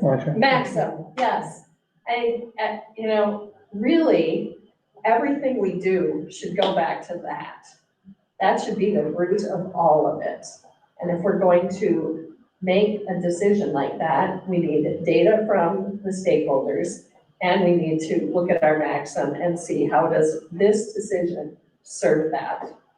So part of our Maxim creation and purpose and vision, everything in between the lily pads are part of our strategic plan. So this would be one element of it. So it's very calculated and strategic and aligns to what the district has said. This is, for example, the desired lived experience, but also what we've contributed to, who we are as Red Wing, and then our purpose and identity as well. So. Well, I think we also talked about the survey going out to the parents, because that's the ones that affect the most. If you're a staff member, you have a child, you're fine, but, we're really focusing on the children. But you're right, I guess I was not under the, presumption that we were gonna look at flip-flopping anything at this I point. wasn't either.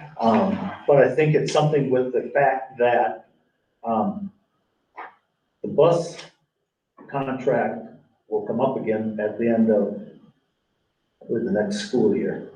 So we can look at busing at that point too, to have it all at one time. So, but I think the good comments here about, you know, starting to dive into it and, you know, figuring out what we wanna do, if it's a one tier, if it's flip-flop, or it stays the same. You know, you're not gonna make everybody happy. I found that, we flip-flopped that back in, it was August. When they switch it around, it's like, whoa, I was late. Anyway, I would probably just recommend, if I could, that you backward design that whole thing then. So if you want that by December, you would say, we'll have the survey completed by August 15th, for example, of this year, and then you for the following year. So you have that information, and you put in, the schedule is already built. Does that schedule work in reverse? Does it, those kinds of things. So you backward design that out so you can make a decision by December. Us always just saying, well, should we do a survey? Yes, we should do a survey. Well, we could have Ann look at that, but it's not designed out at this particular point. So I would suggest that, and I would probably do the same thing that you're doing with the ALC, is looking at it for that year. Can we, how much is it gonna cost? Get the data, all the information that we're looking for. We have the data, how it affects activities in our student 7th hour, we have that. We'll have 2 years worth of data now because this data is from 21-22 that I have. Well, 22-23 data. So you have 2 years worth of data. That's how much time kids are not in class during 7th hour. How much did it impact having a 0 hour? What was the impact of that? What was the impact of 10 minutes shortening it? All of that will come into play. You'll be able to make a really informed decision by December of next year. That would be my recommendation, basically. yes, Ms. Rowe. I would just recommend that if we send out a survey, which I absolutely think we do, I don't think we do it until after school starts. Yeah, I agree. I think if we send it in August, Yeah. people are gonna be very confused about, in 2 Yeah. weeks, the school's supposed to start. And I think it would be very confusing. I think it should be very clear that we send it out in September for purposes considering, school for the next following year. Yeah, good point. That's good. Label it at the top, not this year. Really big letters. Any other discussion? Okay, thank you. Consent agenda. Anybody have anything they wish to pull from the consent agenda? If not, I'll entertain a motion to approve the consent agenda. So moved. Moved by Ms. Ossendorf, is there a second? Second. Second by Ms. Tiff. All in favor, signify by saying aye. Aye. Opposed? Motion carried. All right, we now have donations and grants.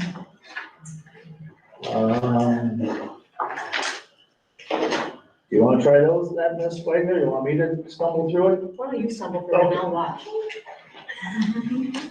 I just said that nicely. Okay, we have a number of them for donations. Amazon Smile Foundation, $21.50, not designated to anything in particular. The Sonic Lodge Red Wing, $973 to Community Ed fundraiser. And Masonic Lodge 8 Red Wing to the Nordic Ski Team for this fundraiser, $27.50. Red Wing Shoe Company, $1,000 Red Wing Trap. Koozie Group out of Tampa, Florida, $150 for Trap. Christopher Fangman, Red Wing, $429.50 for Red Wing Trap Team. Timothy Borgen, $429.50 Red Wing Trap Team. Timothy, I know, is a Red Wing graduate. And Jewel Thurman, estimated value of $500 for Mapex bells and / snare kit. No idea what that is. That's for drums. Drums? Okay. Thank you. With that, anybody else? Thank you very much to all the people that donated and organizations and individuals. Thank you very much. So we'll do a roll call vote on that. Ms. Schoenfelder? Aye. Oh, excuse me, we need to have somebody adapt the resolution first. Got ahead of myself. I make a motion to approve the resolution accepting donations and grants as presented. Thank you, Ms. Ossendorf. Is there a second? Second by Ms. Schoenfelder. Okay, got ahead of myself, apologize. Ms. Schoenfelder. Aye. Ms. Ossendorf. Aye. Ms. Rowe. Aye. Ms. Tipp. Aye. Mr. Armstead. Aye. Chair votes aye. Thank you very much. Next thing is sale of land. Taking that, Mr. Norton? Why don't you come on up here?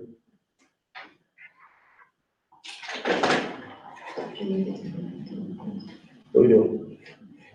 Well, when we make. We need a motion to, let's start here before we get into this, a motion to, take it off the table. It's a table, is there a motion to take it off the table? So moved. Is there a second? Second. Second, motion by Ms. Rowe, second by Ms. Schoenfelder. Any discussion? All in favor signify by saying aye. Aye. Opposed? Motion carried. Mr. Norton, go ahead and, I know you put a number of hours into this, talking to different people. Go ahead. So, at the last, not this last board meeting, but the one prior, there was, some discussion about that land that's out there. It's in your board packet, so you can actually visualize now a little bit of the land if you wanted to turn to that as I discuss it, so that the, people in the community can reference a little bit of what I'm talking about, and you can see. So the first page basically on here, as far as the land, that's the, portion that we're talking about. It says 2.9 acres on one spot, but that's not the land. The part that's in yellow is the actual land that we're talking about, less than an acre of land. Mr. Brian Schreiber was here earlier in the meeting and spoke about what was on that land. So the following picture after that gives a little bit of more of a, what do they call this? A Google map kind of version of it. So you can see that aerial version of it. Thank you. Aerial version of it and what it looks like. So you can see the forestry portion of it. So it is deep. It's buried deeply, basically within a forested area. I went out and visited that land just to see if I could get a perspective of what it looks like. It is deeply forested. A lot of fallen trees within there. That portion of the land, and then the foundation for it basically just trapped rock portion that you would imagine back in 1850 that they would have as far as the foundation is concerned is there. And on the following page in your packet is the actual school, Pleasant Valley School, that sat on that land and is not there any longer. I only bring this to your attention because it's historical, basically, the historical perspective of what we're looking at. The second portion of this was asked by Director Buck to look into whether that was something that the island might be interested in. And so I made contact with Mr. Jackson, Frankie Jackson, and I spoke with him several times on the phone. He requested that he be able to get a hold of people on the island that could give him some direction. And he did get back to me this past Wednesday in an email. I had called him and said I'm going to email as well, and he got back to me in an email format, apologizing for a little bit of the delay at first. He wanted to talk with the appropriate folks at the tribal government prior to responding. He is now responding. So on that conversation, what he's interested in is a strong interest in exploring the opportunity further to be able to look at that land. In order to get a better idea of the land parcel is what he's interested in. We sent him all of the land. So he has everything that's in this packet that he was able to show the tribe. So they know the parcel. They have not viewed the parcel, which I have, but they are aware of it, and they have the picture of the school and those kinds of things as well. I'll read a little bit further in here. In order to get a better idea of the land parcel in question for the team, would like the opportunity to conduct a site visit and request the Tribal Historic Preservation Office be allowed the opportunity to conduct research on it. So the island is very interested in looking at it. You right now have a bid on that particular land. You heard a little bit from the landowner that has put in the bid for that, $3,250 to be able to do that.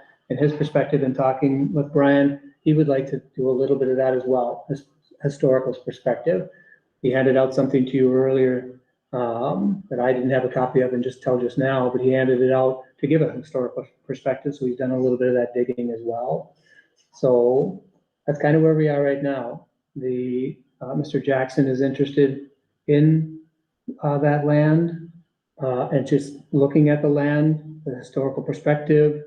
He stated there were Native Americans probably went to that school that were out on Ski Road.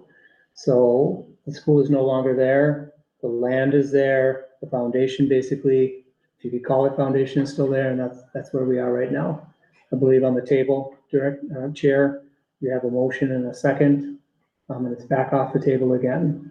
I'd be happy to answer any questions, but that's where I am right now.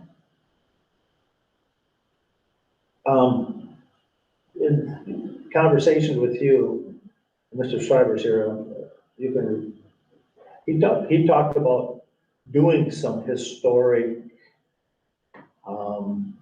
things on that land, so people can out and sit there and walk it and put some monuments up there or something to that effect. Can you speak on that at all? Sure. First of all, in my conversation, he was nice enough to host me, he and his wife.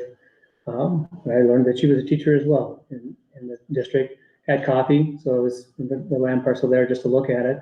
And the conversation that we had was that's his plan for that land. It's not to farm it, it's not to do anything with it, to clean it up. Basically, you can see how heavily wooded it is. And there's a lot of logs, there's many logs that have fallen actually over the property that would have been on the schoolhouse. So my conversation with the family was that they would like to return it basically to a state in which it's safe for people to be able to go onto the land, clear it a little bit, not the trees that are standing, but the trees that have fallen. And then, yes, put some sort of tribute out there to be able to give a historical perspective as to the land itself.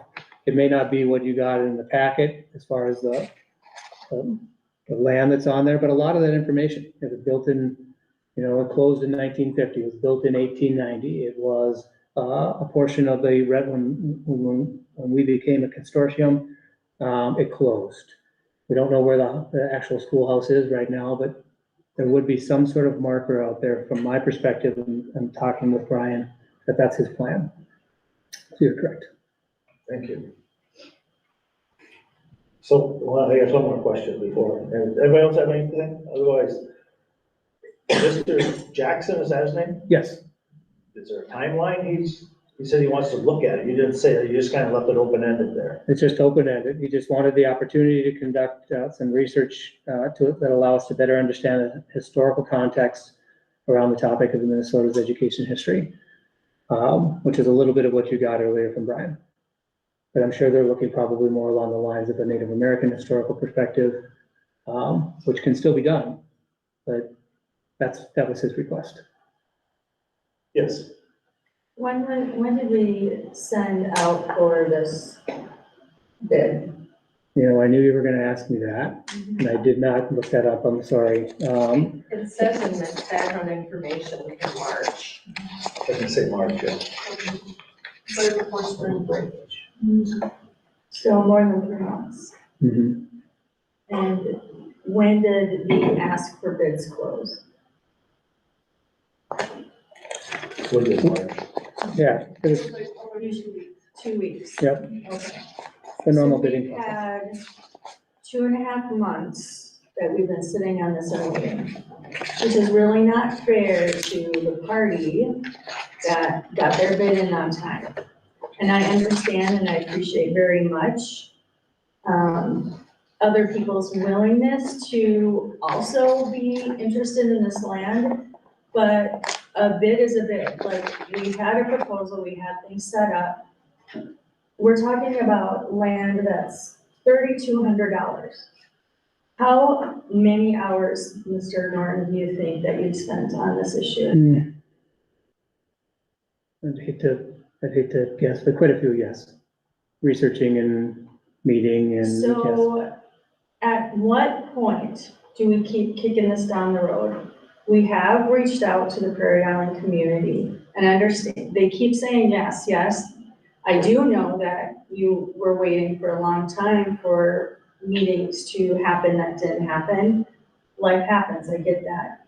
My concern is, how fair is it in every future bid that we put out there, in every future proposal that we put out there, people who respond and put their interest in and say, yep, I'm interested in that land. Oh, but wait, time out. There's somebody else that came to the table now. Oh, wait, somebody else is interested now. I don't think that's how we do business. Is that the precedent you want to set as a district? I think that we've spent an enormous amount of time and money on this issue, and I think we need to move forward on it. I do think that, we need to consider that this is potentially part of the half-free tract, which is, this is not, I don't see this as an every sale of land situation. I think it is a unique situation. And I would like to see a way that we could figure out how to do this so that we can work with the tribe. And they need to be a part of this history too. So much work has been done in our community over this last year to try to build bridges and relationships between the white people in Red Wing and our Dakota relatives. And I know that, I know we've made a bid, but what did we do before March to try to talk to, before we even put it on the table? And I can recall this being discussed before I was on the board, and that at that time, Director Buck had a question about, hey, I think this might be part of the half-free tract and we should be looking at this. And then what happened? How did that get dropped? So I just feel really, I have tremendous respect for the people who wish to purchase the land, because I know they are good intentioned people. But I still feel really uncomfortable not giving the Dakota people in our community an opportunity to check their heritage here too.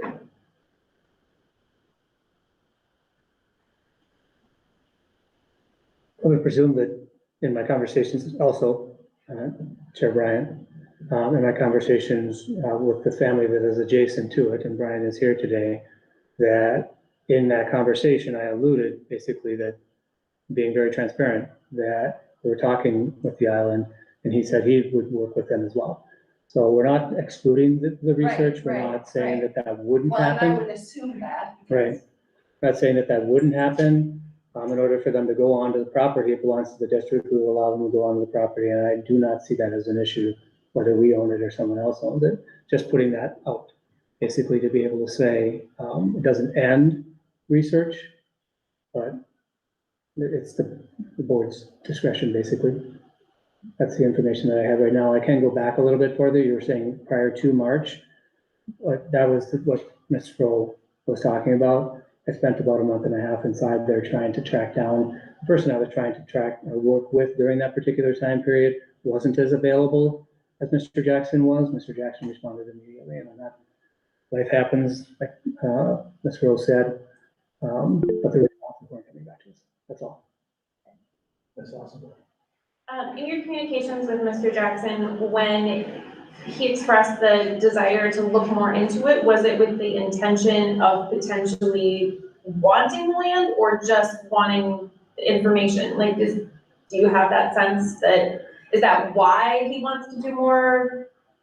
He wanted the opportunity to look more into the history. Was it with the intention of potentially taking, having that land, or was it with the intention of just the knowledge? Do you have that sense? I do. Again, my conversation with Mr. Jackson was that there's a bid on the table, And if the board decides that the sale goes through, you'll still have an opportunity to be able to do that research. If they decide not to take the bid, you'd be able to still do that research because the school district would still own that land. You'd still be able to do it. I think he would like to continue with that either way, regardless of if we keep the land as a district and we decide not to sell the land, basically to accept the bid, then he would be able to continue his research inside there working with us. If he didn't, he would continue that research based on the new landowner. So it was research for the sake of understanding the history, not research leading towards the acquiring. of I guess I don't have an properties. absolute on that. My understanding is that either way, he would like to, the island would be very interested in digging further into the history of it, regardless of the owner.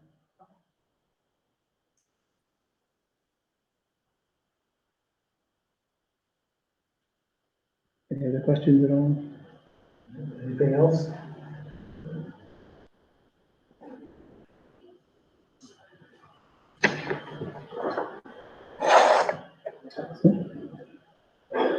Brian? Would you be willing to talk to Mr. Jackson if Mr. Jackson's willing to talk to you? Come on up and sit down by Mr. Norton. Yeah, certainly. I have, I guess, excuse me, when this whole process started, I wasn't aware that, there might be some connection with the, Have a seat. the Indian community, but certainly, at no So, regards as far as, so if we, let's just say we hypothetically table this to the July meeting, that gives 6 weeks for everybody to get together. You would think there would be enough time to find out what their intention is. And, it sounds like Mr. Jackson is more than happy to look at it. And Mr. Schreiber is more than happy to work with him on looking at it. Yeah. And I think that would go, pay dividends if we just set a date and you have to come up with something by then because we're gonna make a decision. And once he hears your plan, they may say, well, we're all on board. What can we do to help? Or not, I don't know. Mr. Norton talked to Mr. Jackson, I didn't. But yes, He is aware, Mr. Jackson is aware of Brian's plan. of Brian's plan? Mhm. Okay, but I think the two of them talking too might, instead of having a middle person. Right. And, but we gotta figure out something. We can't just keep kicking it down the road. And, we own it. It's up to us to decide what to do with it too, so. But I think, I'd be willing to, I realize I have to table it again, but make a decision in July and gives them ample time to, because Mr. Jackson's done planting probably by now and might have time to, if you could facilitate connection between the two of them to get together, Mr. Norton, since you have a comment between them. If you're making coffee, I'll be there. It's good coffee. You make the coffee. Yeah, I'll join you. But you would facilitate that, I'd be willing to do that today, because we have to figure out something. We gotta find out what their intention is, truly. And we gotta know, we know what Mr. Schreiber's is, so but both of them get together and make come up with a great product. Was there a date when you were talking with Mr. Jackson that you said, we're gonna make a decision, we're talking about this? So I need to hear from you on what your intention is by today. No, I asked for last Friday. And he contacted me on, the Friday before. I said, I need you to get a hold of me by the Friday before, so whatever date that was. What was that? 26th, somewhere inside there. When the 26th came, the following Monday was Memorial Day. So I contacted him on Wednesday, gave him another day on Tuesday to be able to contact him on Wednesday. And then he got back to me that next day after that. So right in that time period inside there, so.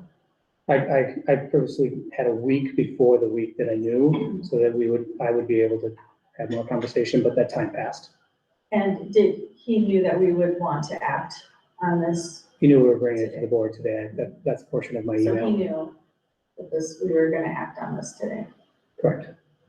But he's asking for an extension basically in his email. So can I make a comment related to this? You most certainly can. Okay. Only because I know you. I certainly happy to visit with Mr. Jackson. But my concern is that this is such a small tract of land. It's all private ownership around it. I don't know what the intent would be. The road's public. Huh? The road's public. Road is public. right? Goes alongside it. Yeah.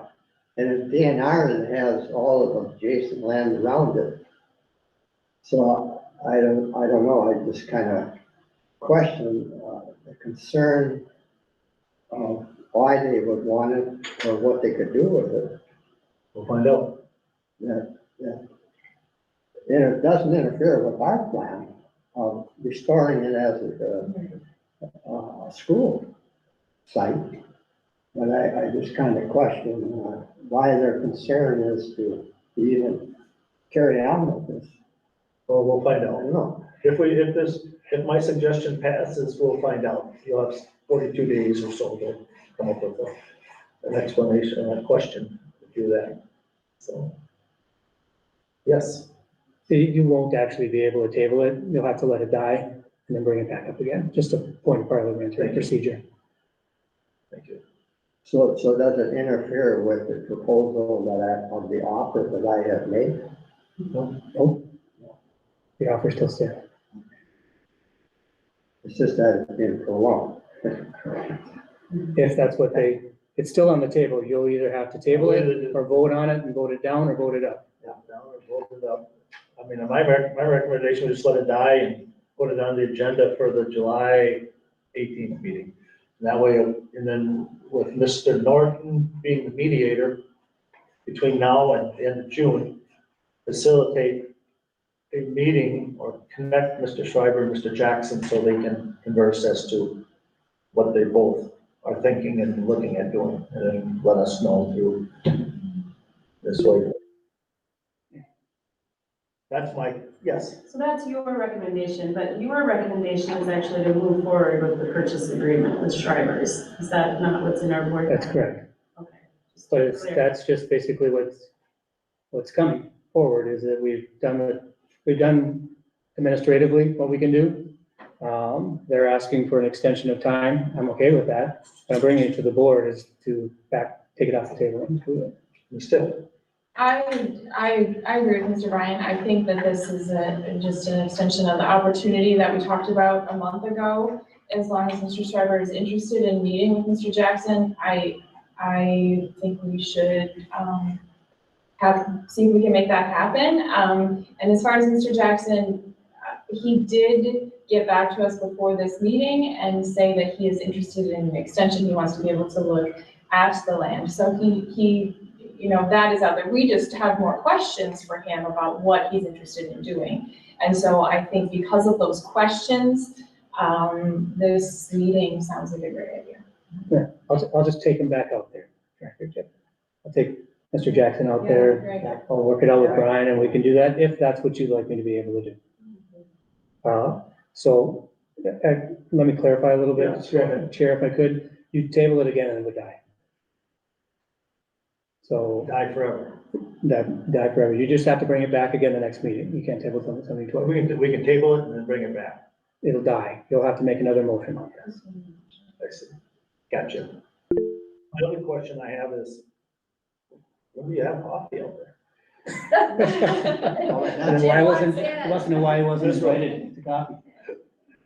Does he When know? does Like Greta's when does Gretchen put the coffee in? That's because Frank wanted to see it, and I invited Frank, and then we decided, well, let's sit around the table first to give them the paper. Yeah. And my wife made the coffee, so that's That's on there. All right. Ms. Rowe. I just want to make a clarifying comment that I am all for the connection and the community and to bring people together. I think it's a lovely idea. And as I understood, Mr. Schreiber's plan was to clear the land, honor it as a memorial, but also to have it be a place where people can go because it's not a usable parcel of land. The only thing that you could really do is put a monument up there, maybe a bench, and have it be a place where our Dakota relatives and our white community can come and our whole Red Wing community can come together and recognize the importance of this piece of land. And so, you know, if that's what you want to do and that, you know, the route you want to take to wait more time, but I understand and I'm all for that connection and community. I just think I wanted to make that point clear that that's not, I'm not anti that. I think it's best that we give them the fortunate 6 weeks, 5 weeks to get together and bring back something for us to discuss on the 18th of July. If that's, is that the meeting date, 18th of July? 7/17. So, my Or, well, apologies. it might have to be moved. No, that's the. Oh, June one, never mind. Yeah, 17th. Anyway, our meeting, only meeting in July. Okay. Anybody else? Just let it die then for now. Do we need to make, I move to take from the table the resolution. We already did. Oh, you need to, I need a motion to table it, a second, and then it'll just die. All right. It won't come, it can't come back off the table because you tabled it. Okay. Is that a motion to table? Yes, I move to take from the table the resolution approving to table it, that's it. Yeah. Okay. Is there a second? I will second. Tiff will second. Table motion is non-debatable. All in favor, say aye. Opposed? Okay. We'll put this on our agenda for the July 17th meeting. And Good luck, Brian, Ms. we really appreciate the patience that you and Greta are showing in this, but I'm also not surprised. This has been like almost a year. Did you and I have coffee at the Whistle Stop? Or was it last fall? Maybe it was. It's quite a while. I didn't know anything about it until you brought it It up. goes back a lot further than that, you know, with Carson, Yeah. I first talked with him about, of course, that the school board didn't even own the land, they didn't know it, they didn't know about it. Brought it to their attention, but then it kind of died right there. Well, thank you very much. Yes, thank you, Ryan. Budget for 2023 and 2024.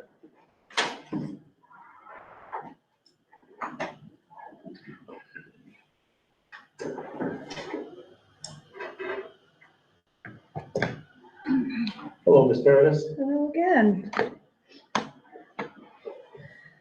So we did discuss this at length in the workshop.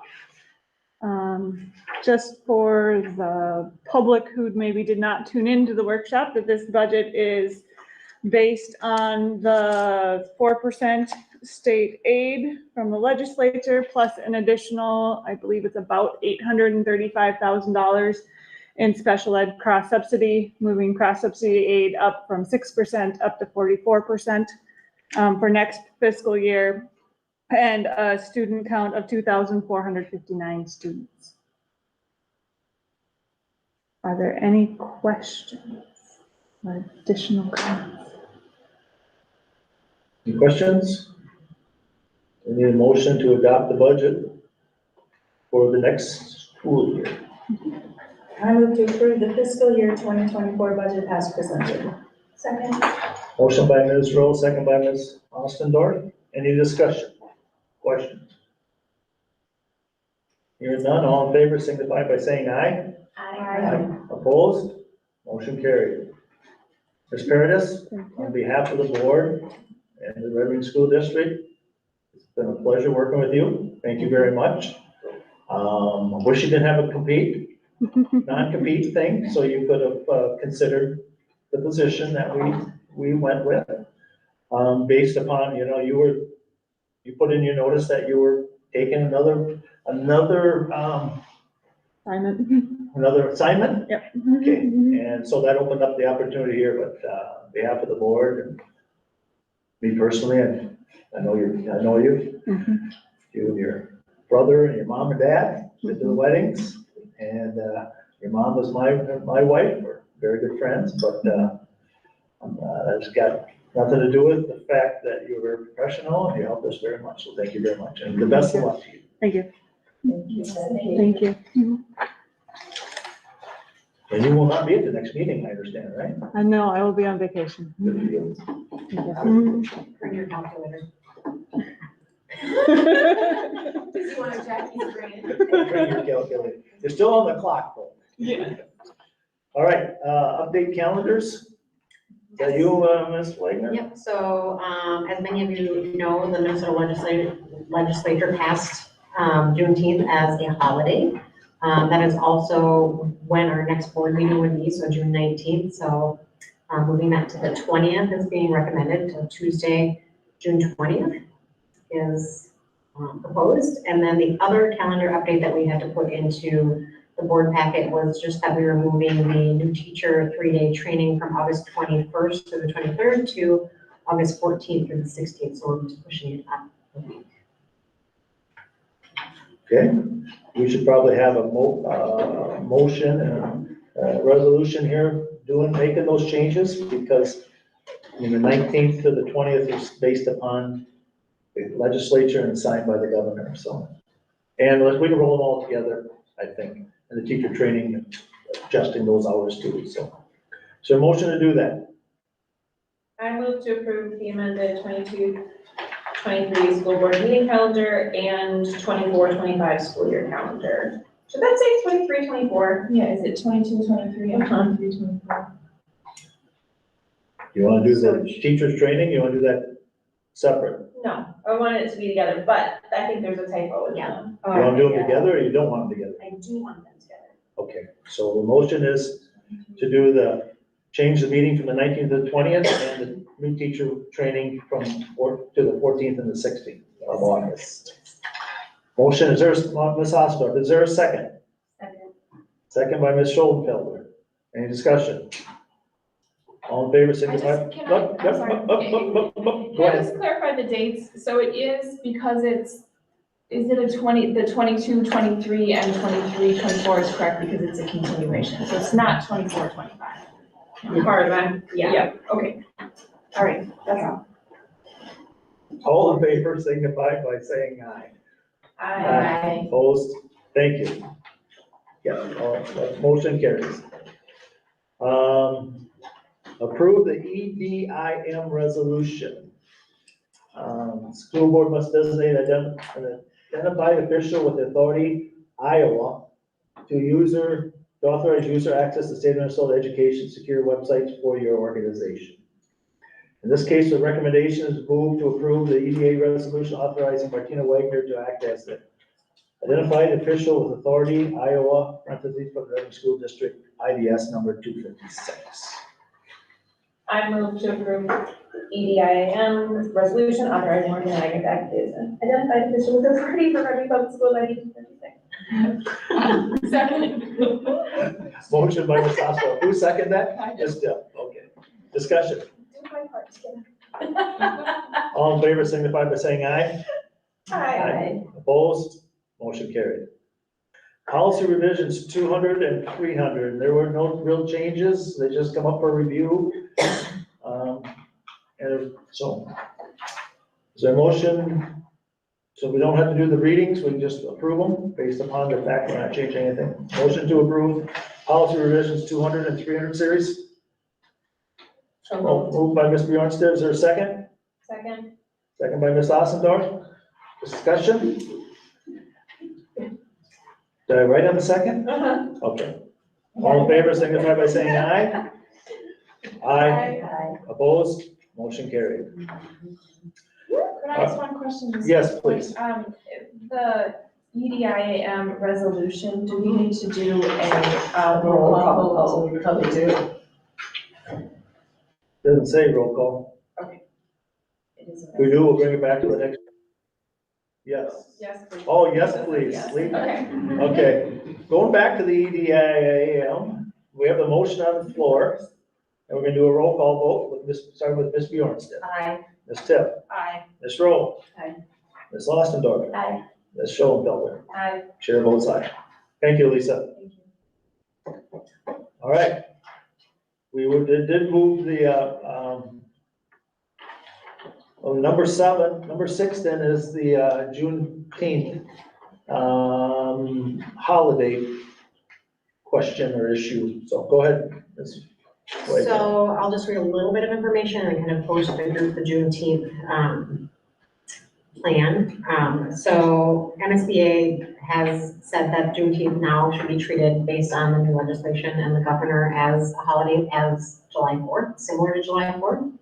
And so that definition would deem, impacting operations of the school district. So essentially, no public business shall be transacted on a holiday, except in cases of necessity. So I wanted to bring this to the board to propose that 12-month employees would have that day off, except for our school age care programming, which seems to be now the local response, at least from our big 9 districts. It would impact different bargaining units differently, so we would have to do an MOU for that. But essentially, that's what's been kind of proposed. So I did work with our attorney, Greg, to get some clarity on necessity, and he did give me a written statement that said that we could continue with school age care services because it is deemed for families in this short amount of time as a necessity to have children with our Kids Junction programming. All other activities, instructionally, sporting events, to that effect would be closed as a holiday. And you need some direction on the MOUs too?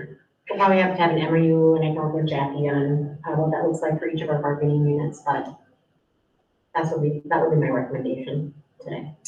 Negotiating committee have any questions or any thoughts on this? It would just be the people that are 12-month employees, you said, right? So we should probably have a motion to draft MOUs for the employees that are in bargaining units that are working 12 months, which is not something with majority of teachers and paras and all that. Nurses, is that nurses working or not? No. There are some 12-month support staff, yeah. There's some support staff there. There's a couple of Administrative secretaries, but that's about it, besides district office staff and community And custodial. staff and custodial. So it's, I think you want to look at a 1-year MOU, don't you? Yeah, it would just be for this year because it's just so rapidly turning around, and then we can talk about what that looks like for each subsequent year. And most of the contracts Go ahead. for that would affect, or Juneteenth in 2024 would fall under most of the contracts that are going to be renegotiated like right now anyway. Yeah. So it really only needs to be for this one, because we just work it in. I'll entertain a motion to do MOUs, or Ms. Wagner draft them up with whoever necessarily needs to be done and get them taken care of for the 1 calendar year. So moved. Moved by Ms. Tiff, second by Ms. Ossendorf. Discussion? All in favor, signify by saying aye. Aye. Opposed? Motion carried. All right, is there anything else to come in the board today before we go into closed session? Yeah, can I just ask a Yes. clarifying question on that last vote? I'm assuming that also includes community ed? Except for Kids Junction School Age Care. So any classes that are already scheduled that day and paid for will be canceled? Rescheduled or postponed. Okay, great, thank you. And then, do we need to do anything about our board meeting that night other than move it? Does that require any action on We that? just did the motion. Motion done. That was part of it, okay. So I'll communicate with I'll work with Jackie to create the MOUs, communicate district-wide with everybody. I'm working closely with Dawn because it does, Director of Community Ed, because it does impact her significantly. There are some programs, if there's driver's ed programs or other unique programs that we can work with those, because some of those are time constraints, so it would be unique to, talking to each of those programs. But I am in communication with Dawn to work on that. So we're gonna go into closed session and we come out, we're gonna adjourn, I believe. Is that correct? Ms. Wagner? So everybody that's on here will be going off here and going to a separate link for a closed session. So, I will go into closed session. thank you. Second. So, motion by Ms. Ossendorf, second by Ms. Stiff.